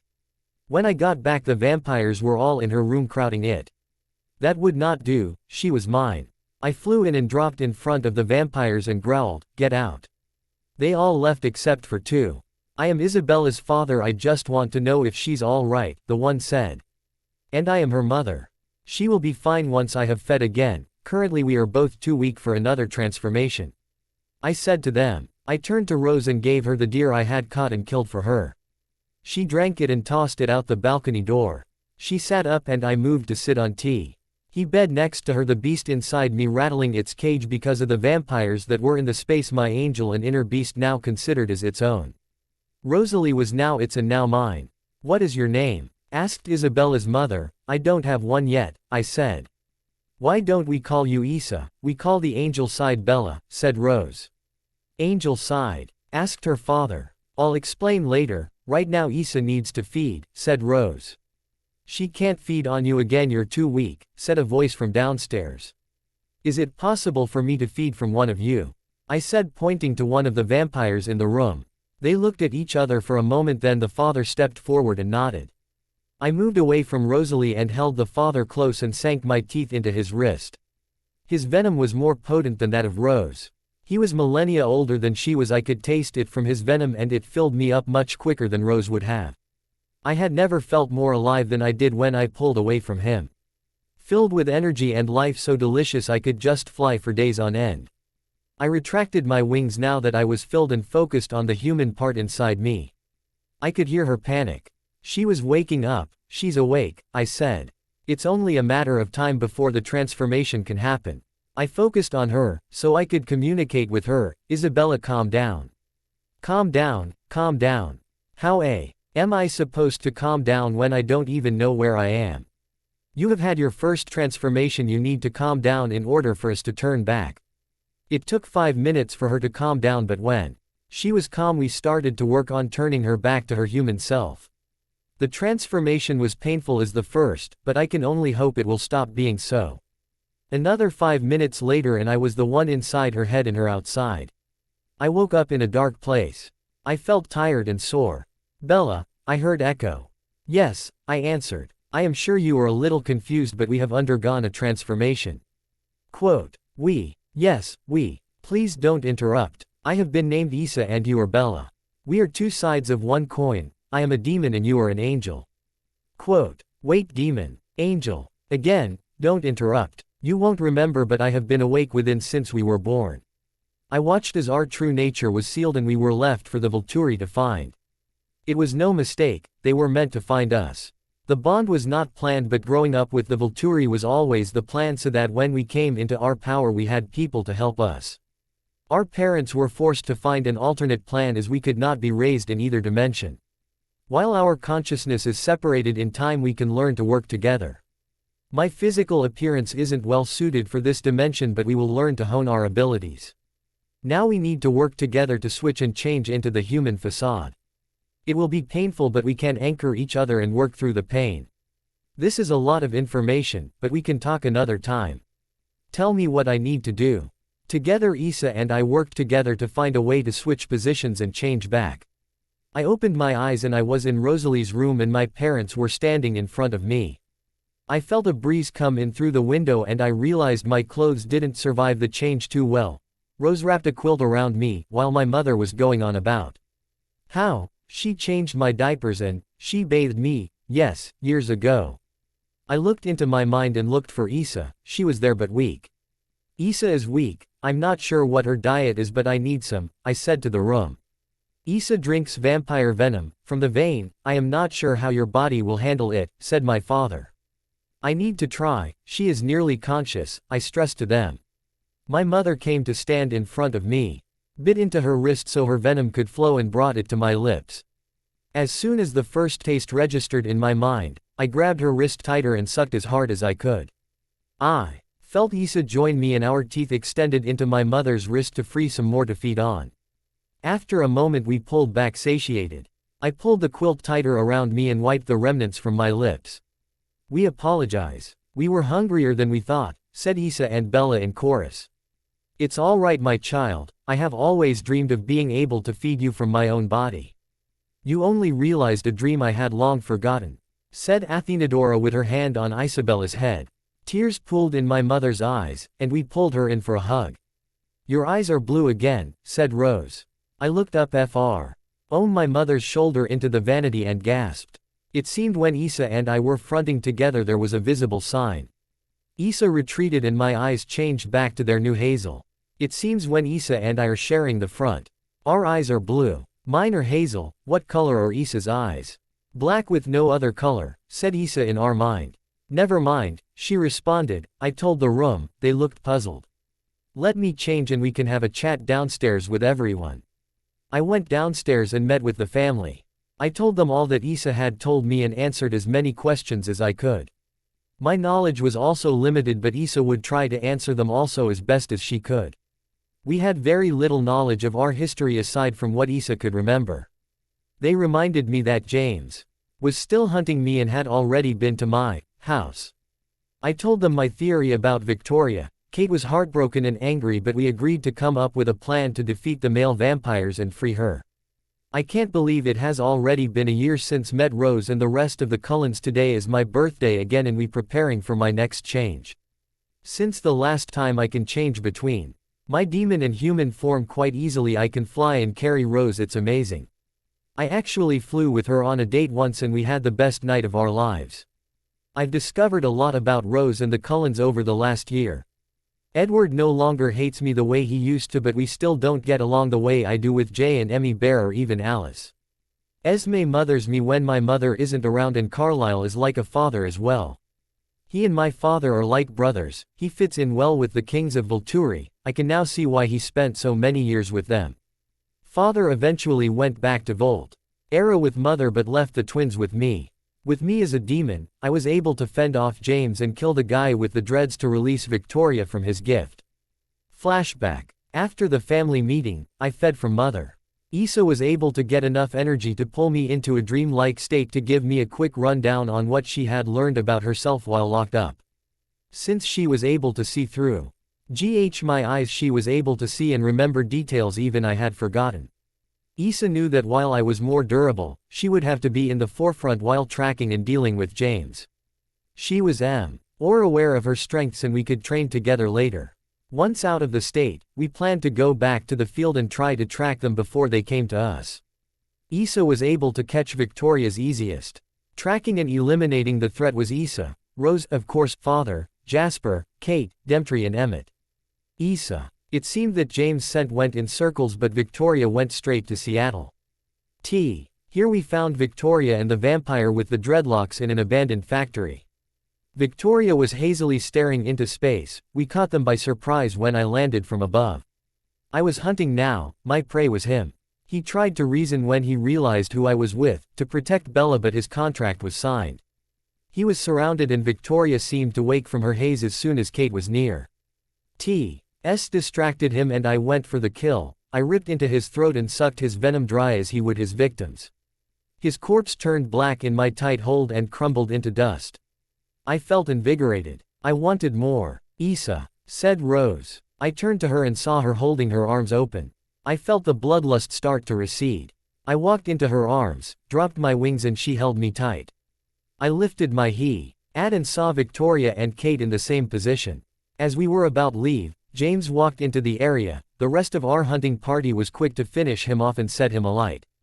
Tanya and Jane have managed to fix most of their issues, but when they fight, man, do they go at it. Then when they make up, it gets loud all the time. It's like they don't know any other way. Irina and Alec are like puppies, just disgustingly sweet and annoyingly loving. It's amazing and at the same time vexing. Rosalie and I have consummated our relationship multiple times. Sometimes I still remember the first time like it was yesterday.